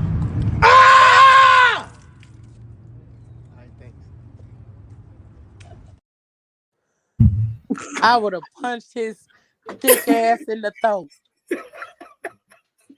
I ain't gonna Look lie. here, Cole. Look here, Thickums. If I was a woman, I would give him my number just for his creativity. That shit was funny. That shit was funny, but I would have been mad had it been right in my face like that. Look, Darnell Rollins. Look just like that nigga from Dave Chappelle with braids. I'll punch your thick ass in the throat. For real. Cause don't holler in my goddamn face. I done walked all the way over here and you gonna holler in my goddamn face. Yeah. Them glasses would have been crooked. Yeah, as and hell. the way my anxiety works, you would have scared the fuck out of me. Who knows how I would react? Hilarious. And I wouldn't have responded to no, hey. Yeah, that was wild. Yeah, kind of. Yeah, that was wild. All right. That's what I was thinking when she was walking over. I was like, who walks over like that when somebody says, hey, let me holler at you? That's not even. Yeah, that's You wild. don't get the fuck on. All right. We're gonna end this on a good note right here. We're gonna end on time this week. We're gonna end on time. Oh, are we? I think so. Oh, okay then. Maybe. You didn't get my message for my scream? It's only a minute, though. I ain't going to really scream. I just wanted to make a point. Yeah, I got you. I'm grown enough to know that love doesn't last forever. When the relationship ends, I like a parting gift, a child to remember the love we had. I have 4 baby mamas now, but my recent ex refuses to get pregnant. She knows I'm a great dad, so why deny me? Is she secretly lesbian? What kind of woman hates children? Is this a Chicago thing? Thoughts? No, this is a common sense thing, sir. She ain't trying to be the 5th baby moms. You don't even win a medal 5th place. What kind of breeding kink shit you got going on over there where the parting gift is you spraying up the walls and leaving them with a seed, sir? What kind of Nick Cannon vibes is you on, sir? That was literally the first thing I thought. Did Nick Cannon write this shit?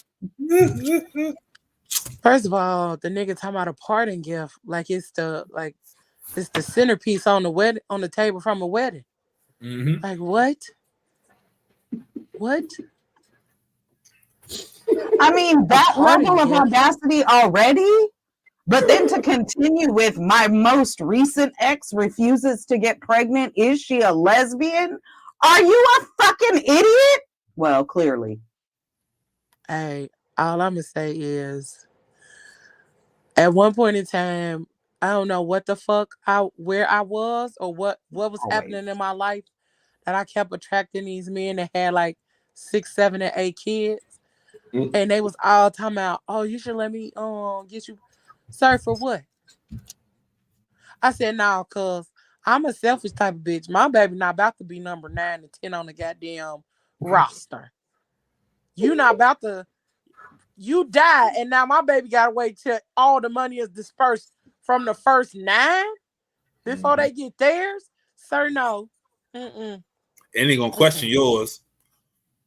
Listen, also, sir, I have questions about your fucking way of thinking, period.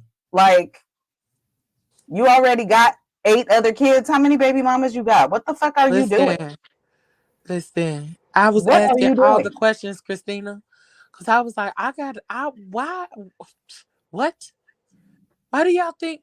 I know I got these childbearing hips, but ain't no fucking way. Also, do you realize once you get somebody number 10 pregnant, that a baby then comes from that, and then it's a baby that somebody then has to take care of, and then it's a whole human? Is there a disconnect there? Parting gift. And then one of the niggas kept saying how he hated helping his daughter with her homework. What you think you finna do with number 10? If I was gonna ever let you get me pregnant and have number 10, nigga, you gonna do some homework. So that lets me further know that the answer is no. The answer was always no, but based on the hypothetical situation that went on in my head, the answer is hell no. You ain't the daddy material I'm looking for if I wanted to have a baby. I could be desperate to get pregnant, and I ain't gonna be looking for you to do it because you ain't the daddy material I'm looking for my child. I will go get a turkey baster. Yeah, maybe before he I don't know. let Maybe you be the dad. can't do the work. Well, that's also a problem. And that's also right. I was about to say that also because we're learning and growing here in these parts. Further lets me know you're not about to be the dad. I've had to Google to help my children with homework before. And all you got to do is tell Siri what the problem is, and she'll look it up or give you the answer. Man, it got to a point by the time my youngest one got to high school, I couldn't even help with homework no more. That kid way too fucking smart. Yep. All right. Hey, Pablo, we going over today. Okay. Just one more. We'll be done by 10:10. 3, 2, 1. What you're seeing from a lot of Black men online, it's a frustration with the fact that like patriarchy tells them that their worth is in what they can do. Their worth is in where financially what they have and what they have to offer. And they don't have it because of a bunch of other systemic reasons. So if you have that, every person wants love and companionship and wants to be validated and wants to be positively received. And if you're told that your worth innately as a Black man is dependent entirely on these things that feel out of your control and out of your hand, you're going to be upset if there becomes a rise in rhetoric that's against you. Like it is true that social media has a very anti-working class Black man rhetoric. Yes. Even though most Black men find themselves in that position and they find themselves in the 1%. So you're seeing that a lot versus you're also seeing Black women who've also been conditioned to believe in like patriarchy and patriarchal relationships and to believe that what a man is supposed to do for them is supposed to be to support you, to head the household, but their experience that they're not having because of all these systemic institutional reasons, whatever, is not having that. So you're seeing two sides mad at each other for a larger systemic issues and reasons and the absence of things and love and relationships that they should be able to have, but no one's talking about that.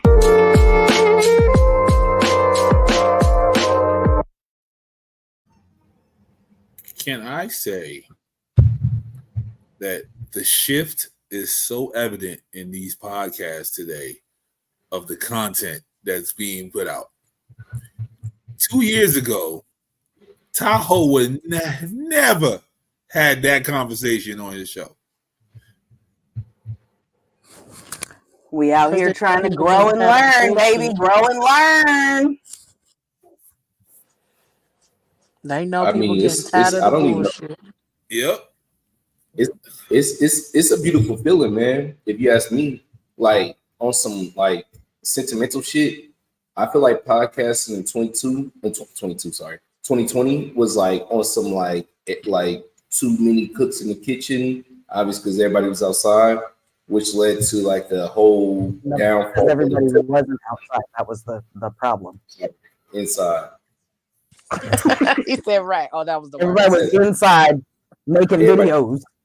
Yeah. Yeah, now it's that bullshit no more. Got quality over quantity now. You know, it's been too long. That's great though. Like even the motherfucking skin look better. I'm happy with them. Yeah. There's no shade. They look better as people. Like they definitely look way. Yeah, they on the whole. Yeah. But that's all I want to say. I don't give a damn about the We're conversation. learning and growing out here, folks. Learning and growing. They absolutely are. I do like her point though. I do like what she said. I agree with her 100%. That's why I just put up the There's nothing to talk about. Yeah, there's nothing to talk about. It was just great to see Tahoe growing up. That's all. It was great to see Tahoe growing up. So, it's hope for all of us. Peaks and valleys. Peaks and valleys. I've cried, I've laughed, I've been mad. Cruz is being sued for $17.31. Why? Well, this man, 37-year-old Brandon Vesmar, says she ruined their date and his movie-going experience. Vesmar spoke to us Tuesday, and now Cruz wants to share her side of the story. She says he exaggerated about how much she was texting during the movie.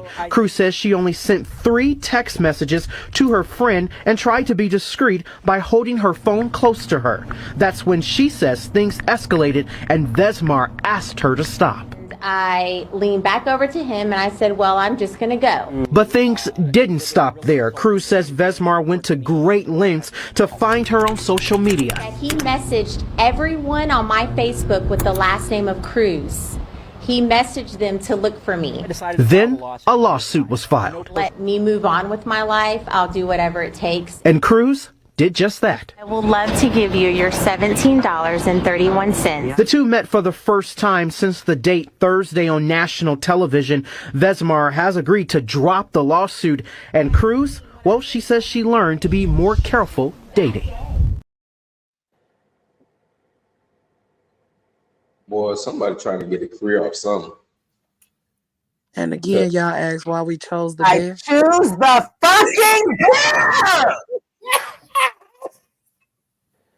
This nigga followed her, went to her social. This nigga cyber stalked her motherfucking ass for $17.31.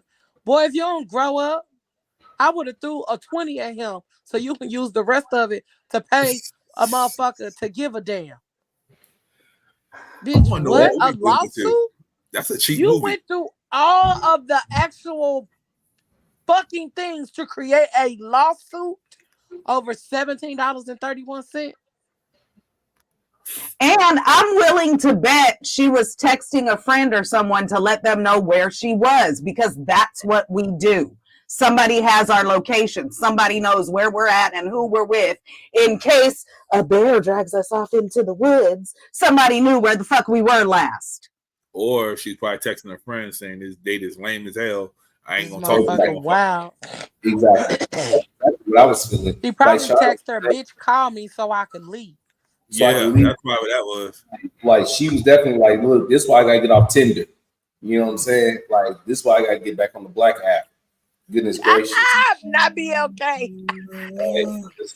I'm at the love of my life on the BLK app. It's a great There do place. be a lot of white people on BLK though. I met my lady on there. My man said, she said he messaged every cruise. You know how many motherfucking cruises there are on Facebook? Bro. The ones on her page though, like you know how many motherfucking people that had to be too? Yeah, what I wanna know is what was the message? Like, do you know Penelope? Do you know That Penelope? he clearly can't take rejection and is very fucking controlling because he did all this shit because she sent some text messages. Bruh, like Fucking unhinged ass. That's the kind of shit that make you want to just go look for a bear. Be How do you unhinged How do you and message that? Like, yo, I'm looking for such and such. She owe me some bread. If you know her, let me know. Nigga, meet me at the ATM. I'll give you 20 right now and then go the fuck away. You imagine getting a DM about your sister. Your sister went on a date with me. Okay, nigga? She owed me $17.31. What? Hey, the Cruz family reunion gonna be lit. They all gonna be laughing at his ass. Oh, I'm killing her. I'm killing her at the reunion. Like, Like, she hey, gonna leave. She about to hey, leave when I get there. So those It's not her fault he's unhinged. Damn, the fact that he that's had the to type of shit click that her makes you down on revenge, social media tells me it bust was his a windows first type date. shit. I just want to know who swiped right or left on each other. This is like who set up the date. Like it's kind of crazy. I don't know, but she regrets it and wishes she chose the bear. I'm thinking he swiped, and she just was desperate. But she had to too in order for them to match. Yeah, she just had a bad night, and she just linked up with bro. See, Like she ain't going to the reunion because she knows what happened to her. She ain't going to no damn reunion. All right, she's scarred for They're gonna life. be lit. They still gonna be talking shit. Because cousin Jorge is on her ass soon as she walk in there. Shit, it's gonna happen because one of them gonna hit the other one and be like, "Did that person get at you on Facebook? What the fuck?" Like, yo, me too. She ain't gotta go. It's still gonna be lit. They still gonna be talking about that shit. And one of them on They're just gonna FaceTime. laugh at her behind her back Why you instead of in front of her face. I'm confused. So she gave him $17.31, and then he dropped the lawsuit. Yeah. So he was gonna I get want to know money. what court picked that up.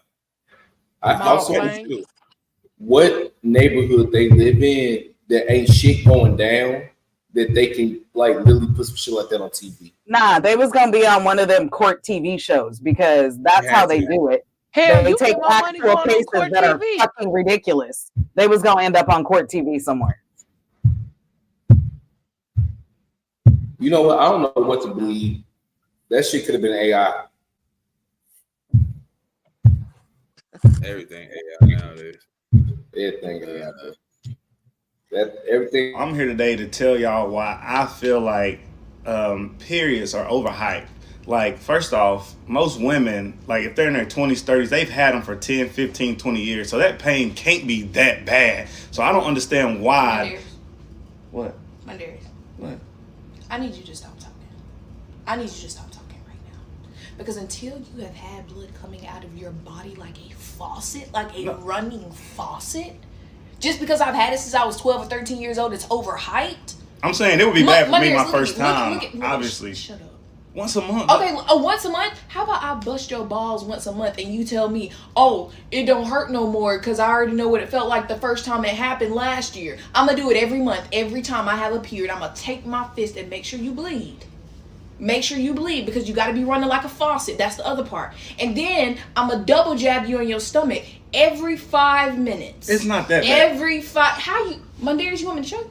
Do you want me to show you? Mm-mm. Do you want me to show you? No. Then stop running your mouth on something you can never relate to. I'm gonna need you to understand how disrespectful this is. Do you know, like, some women literally cannot go to work. It is not everybody. Some people have easy periods, and God bless those women. Y'all are blessed and highly favored by the Lord, but I cannot relate to that type of pain.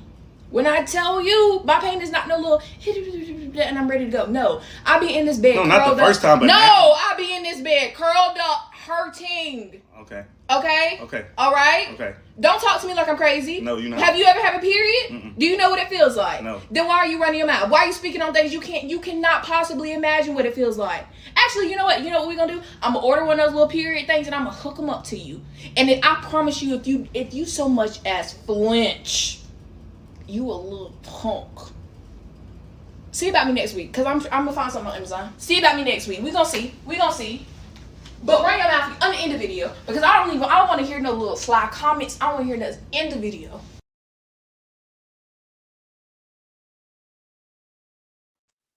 See about me next week. Because until you've birthed a baby jellyfish, and until you get a cramp in your ass randomly and one in your vagina at the same time, and you don't even know what the fuck caused it, until you can't fucking sneeze because you don't know where the fluid gonna go and whether it's gonna go up your ass crack or down your motherfucking leg, shut the fuck up.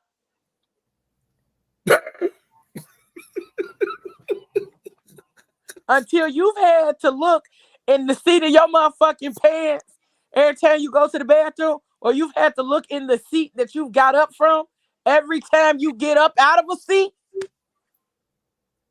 Boy, niggas always talking on some shit they don't know. Sorry. No. That's That be fine. pissing me off though, because I felt her. It pissed her everything off, she too. said. I am one of them women that's blessed and highly favored by the Lord, because I don't get all of them cramps and shit. But baby, like I said, even the first thing, until you've birthed the baby jellyfish, shut the fuck up. And that's on that. All right. And that's on Big Purr. Brr.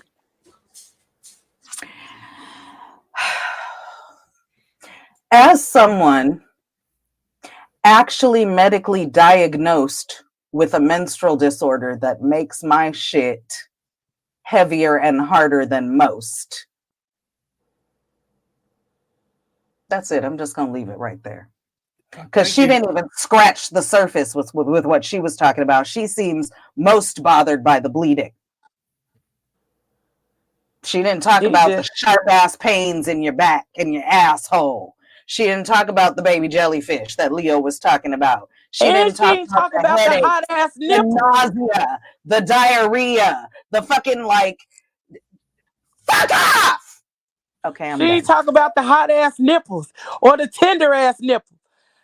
Bruh. Titties hurting, back hurting, cramps in the stomach like you having contractions. And all of that is in addition to the bleeding. And oh, sweetie, I'm glad yours is just like a faucet, because mine's like a fucking fire hose. Listen, until niggas have hot titties, I don't want to hear nothing.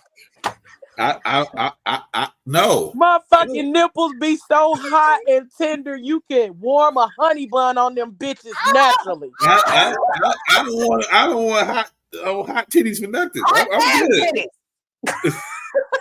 Bruh. I don't need the I told my Krispy Kreme sister titties. and them that one time, and we all cackled for a good minute. You don't become invisible if you close your eyes, Pooch. You still here. We see you. I said, bruh, I could warm a honey bun on my nipples today, y'all. And we cackled because every motherfucking woman can understand the heat. And it's not even that they hot. It's the pain that's creating the fucking heat. I don't want hot titties. I'm good. Right. All We right, don't man. want them motherfuckers either. But it happens. But it happens. Because what? Pooch, your titties be hot. That's why you take your shirt off all the time. Told y'all that's why I take my I'm shirt off all the surprised time. he got a shirt on now with his titties closed. He at work. That's why he can't be I'm there. still working. Yeah, I can't be working. I still wish at I work. would sit and entertain somebody mansplaining periods to me. Do you know how quickly I would punch your ass in the throat? Bruh, them balls would have been in my hands. Say what now?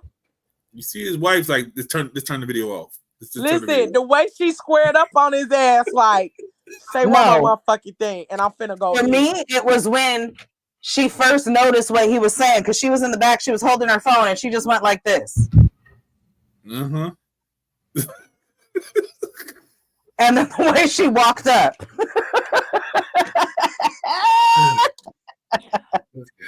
All right. No more hot titties. All right, next video.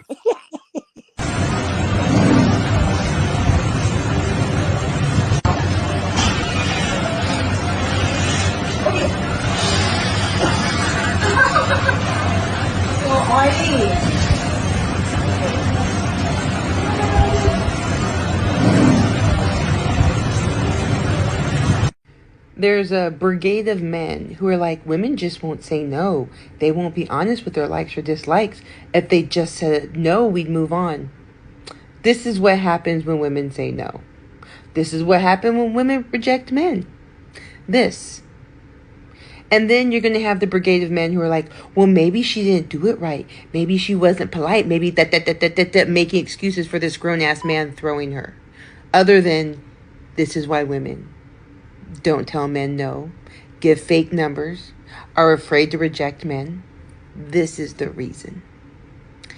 And then as we watch the men there who did nothing, we're going to get the next brigade of men who are going to be like, why should we put ourselves on the line for women? Look at what they've done for us. Why should we protect them? Look at these feminists. Obviously, they don't need us if they're feminists, while they accept women being attacked for women saying no and rejecting men. And so this is why women lie to get out of situations, because we're afraid we will be her.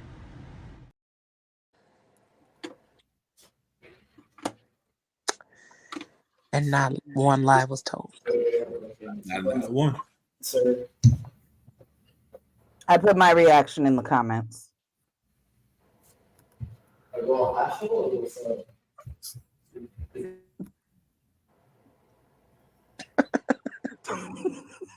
Fucking bear. The fucking bear. Hey, low key, somebody had me cracking up because they was like, "What the fuck is this conversation about the bear?" I thought y'all was talking about mystical song. Mm-hmm.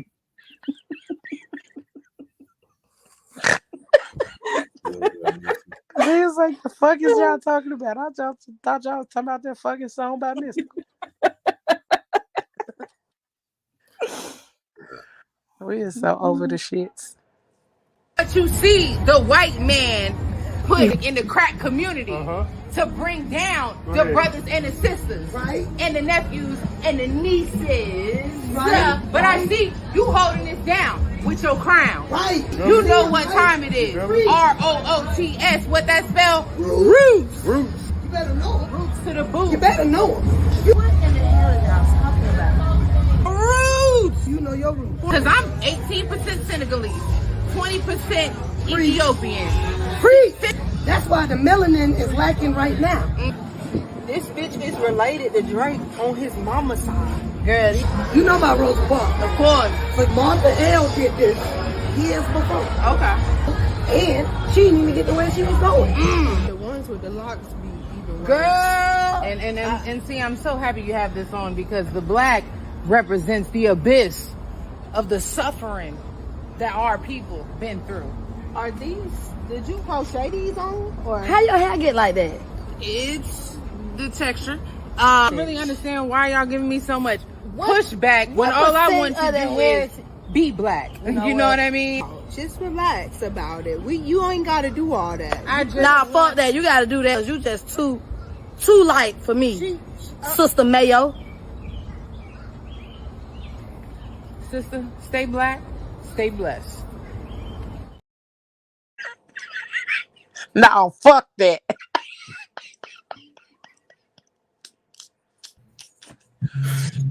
That's how them niggas in the purple and gold be sounding. All the time on the microphone with the big ass speaker. She was reminding me of I can't remember her name, but the Dr. Mendisa, somebody from the Black Woman Sketch Show. Yep. Oh exactly. Yes. It was giving them vibes. But damn, our dark chocolate sister didn't have to call her Sister Mayo. I was offended. That was funny as fuck. That offended me. I knew that was gonna probably hit you where it hurt, Christine. Yeah, that hurt a little bit. I mean, but I ain't that over the top.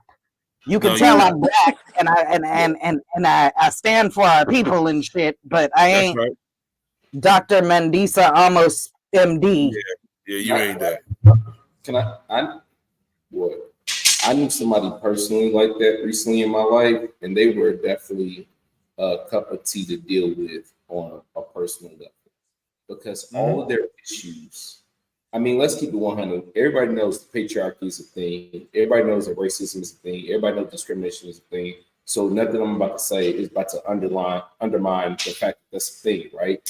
But being bad at your job is also a thing. Being bad as a person is also a thing. And I knew somebody like that at one point in my life who was like always blaming the fact that how they looked was the issue. And I was just like, nah, bro. Like, but you know, here's the thing. It's an obstacle. It's not the issue. No, it's not the issue. You know, I can see where someone has an issue, but it's not the only issue. To one day it led me to say, and I know I got some kickback, but I said, stop blaming racism and sexism on you just being garbage at your job and being a garbage person. Like, sometimes it's you, my boy. Sometimes, as you said, Christina, you being a little bit over top. Like, you need to chill the fuck out. Yeah, y'all not friends no more after you said that, though, huh? No, no, they couldn't take it. Yeah, no, and that's yeah. And that's because there's levels, okay? Like, you know, you and a real thin line between, you know, Huey Newton and Martin on Boomerang.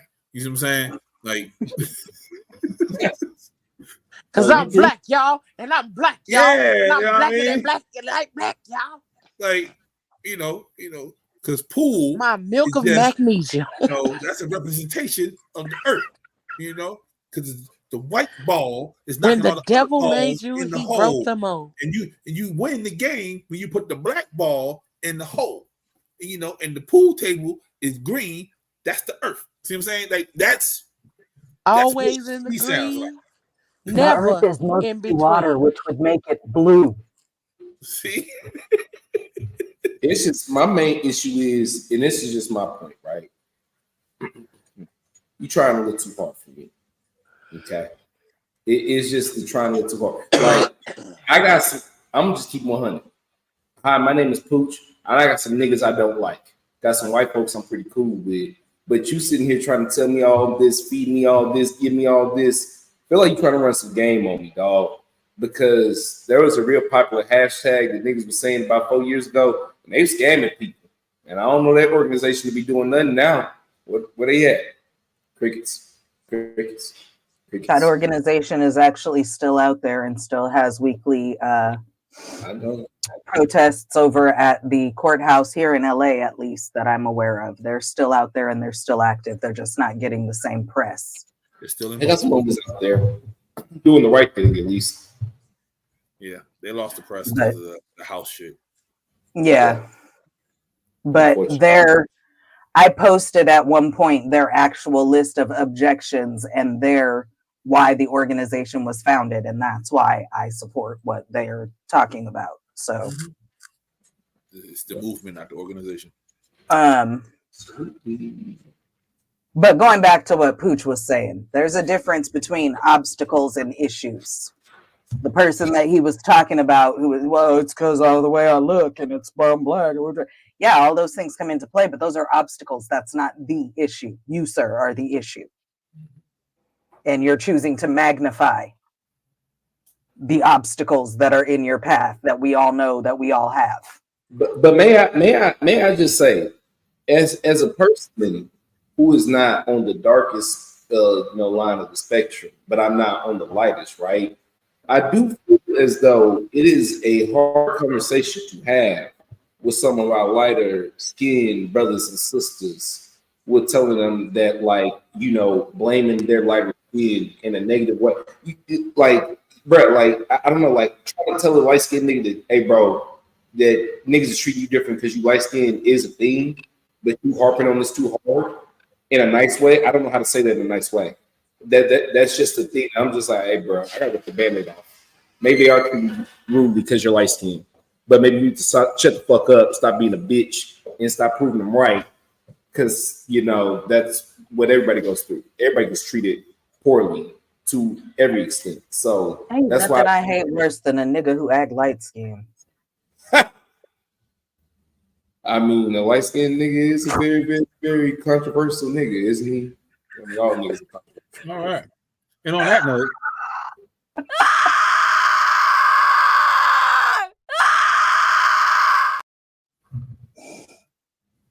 so as many of you know, I live in LA. And A lot of the stuff coming out of LA right now is circulating around UCLA. There's been some stuff around USC, some other universities in other states as well. Columbia, New York, or Columbia University. Sorry, not Columbia, like in Columbia. I just wanted to put a little morsel of thought, because in the back of my mind, as I watch everything as it unfolds, I have some questions and some observations. So I don't live far from UCLA. I've been hearing the helicopters for days. They've been out there peacefully protesting for days, up to and including an encampment where they have tents and all this kind of stuff. Now, regardless of whether you agree with the issue or not, these are college students. And people who go off to college are learning about the world around them and learning to speak up and learning to figure out what their lane is.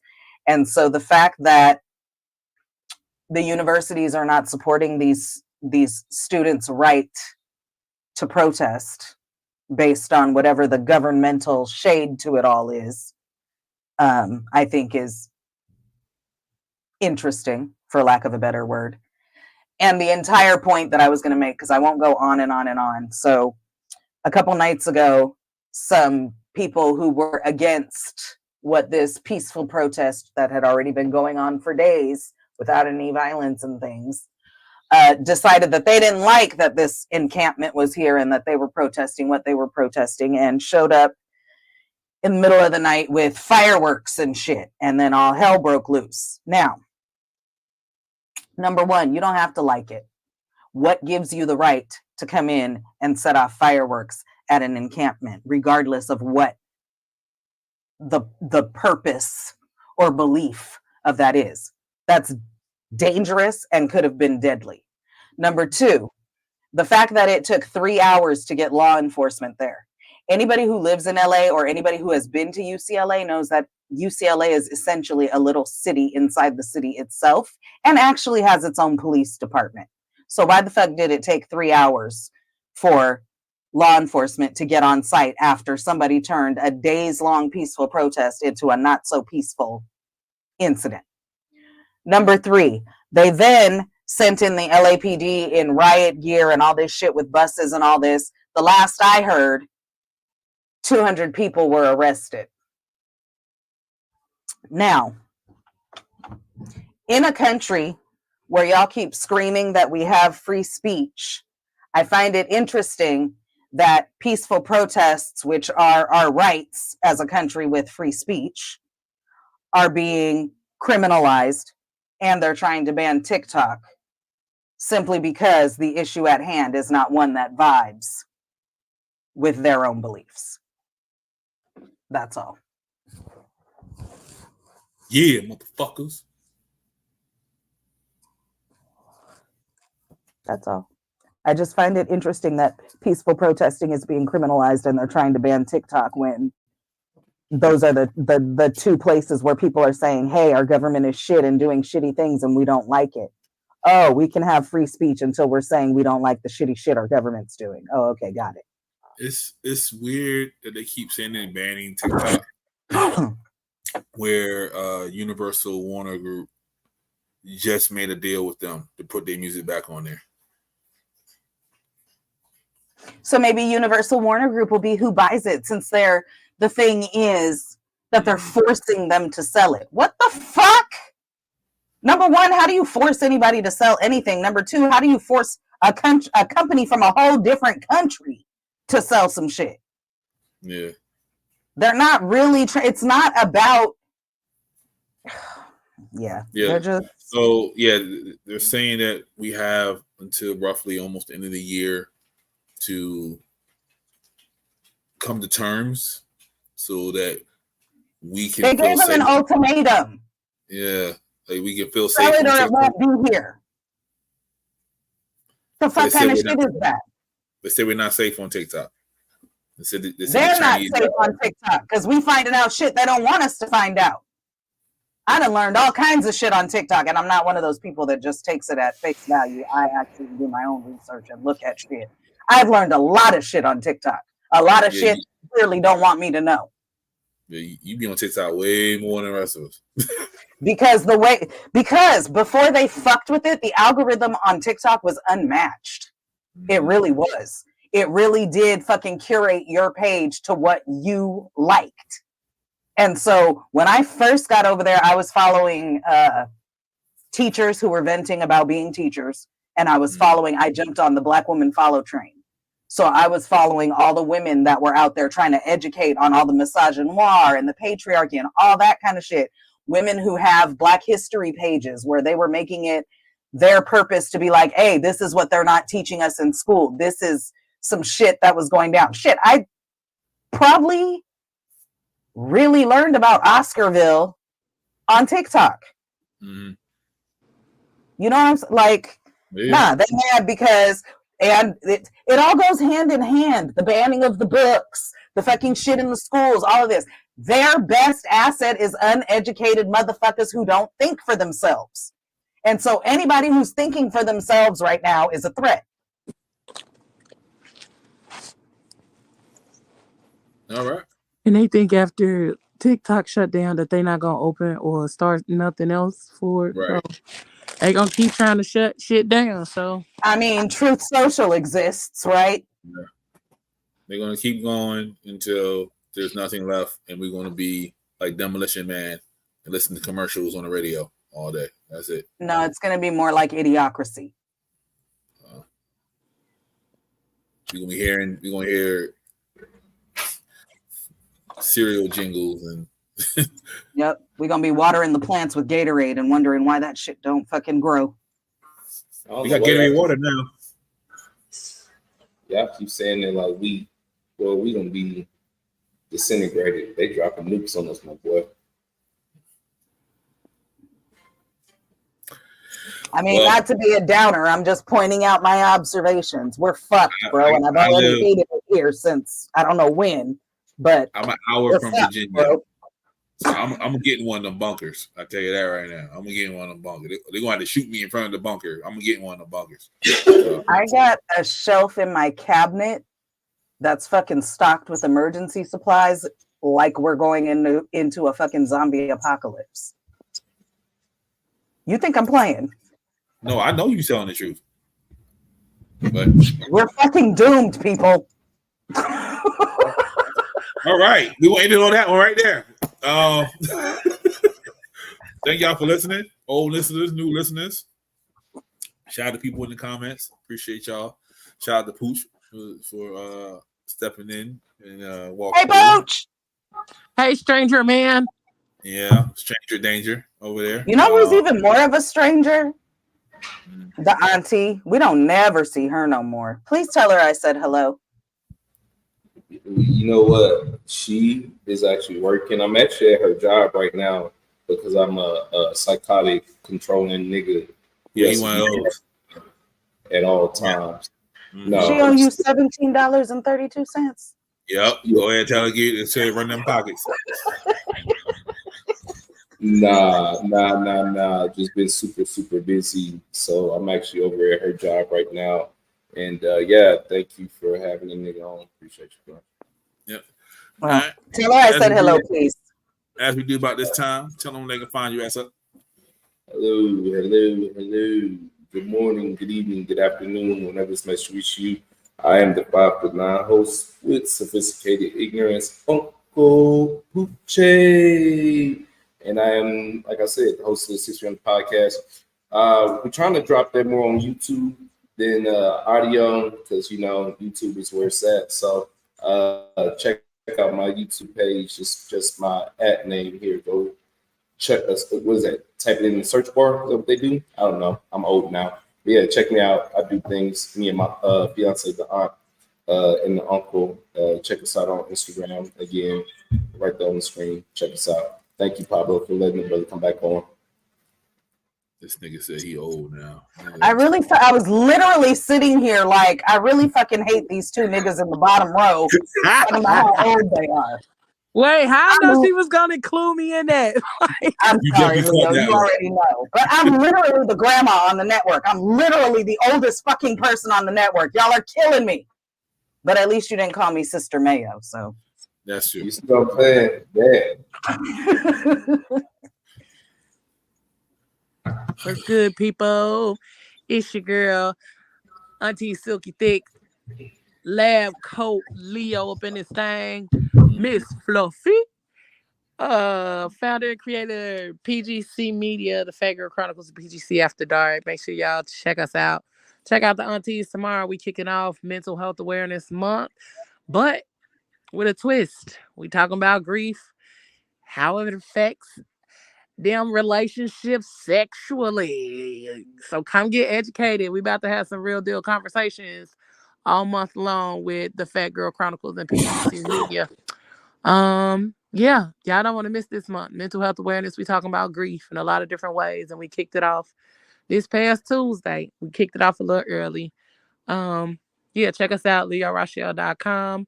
Check out our YouTube, Facebook, Instagram, all of those different places. Thank y'all. And y'all know what I say. Whatever you do for the rest of the evening and the rest of the week, don't do it with your half ass. Do it with your whole ass, y'all. Peace. Hey, y'all. Hey, it's me, the actual old bitch with the bad knees. Christina McCrary on Facebook. Christina McCrary on Facebook, a.k.a. The Black Mirror, a.k.a. Captain Consistent, a.k.a. The Mom Friend. Wonder if that has anything to do with me being old as fuck. A.k.a. Petty Level 12 3/4, a.k.a. Christina McCrazy on Instagram and TikTok. I've got my own podcast, which schedule-wise should be dropping an episode next week, but we'll see what happens. Your guess is as good as mine. Co-host of the Lightning Bolt Chronicles. New episode is out now. Dropped last week. And co-host of this Thursday Night Live, your weekly dose of foolishness and fucking, all presented to you by Sarkarigans Media Group, SMG or SMD. To find all things McCrazy, go to this link right here, msha.ke/Christina McCrazy. You'll find my merch, interviews, all my podcasts, other shit and shenanigans. You know how it goes. And even though I feel like we're doomed, I still feel like we learn and grow and make our own choices every day. So until I see you again next week, go forward with kindness and love. And you know who it is. Pablo, grandma's favorite. Greatest podcast in the world. All that good shit. Pinkies up.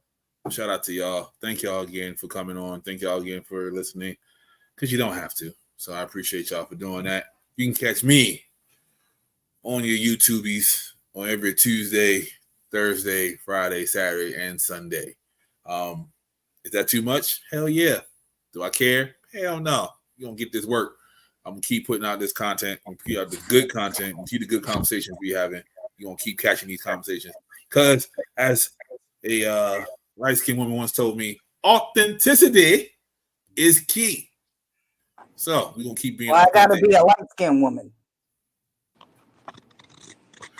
A big forehead woman once told me, authenticity is key. You know, you could have just went with a genius of a person or a really smart person or, you know. A super petty person once told me, authenticity is key. So we're going to be authentic. We're going to be us. We're going to be real. And we're going to outlast the rest of them. I promise you. It's only so much you can talk about titties until, you know, you got to start talking about real shit. So, and then, but first you can transition into hot man titties, thanks to Leo. There you go. Yeah, definitely. Definitely hot titties. On some Cinnabons. Oh, Krispy Kreme titties. All right. But yeah, man. So you already know it is Mental Health Month. It's also Masturbation Month. So we're gonna get some wild shit coming in the next couple of weeks. Yes, sir. It is. What you want me to do? May is Masturbation Month. Which is also good for your mental health. Exactly. Until next time, we are out.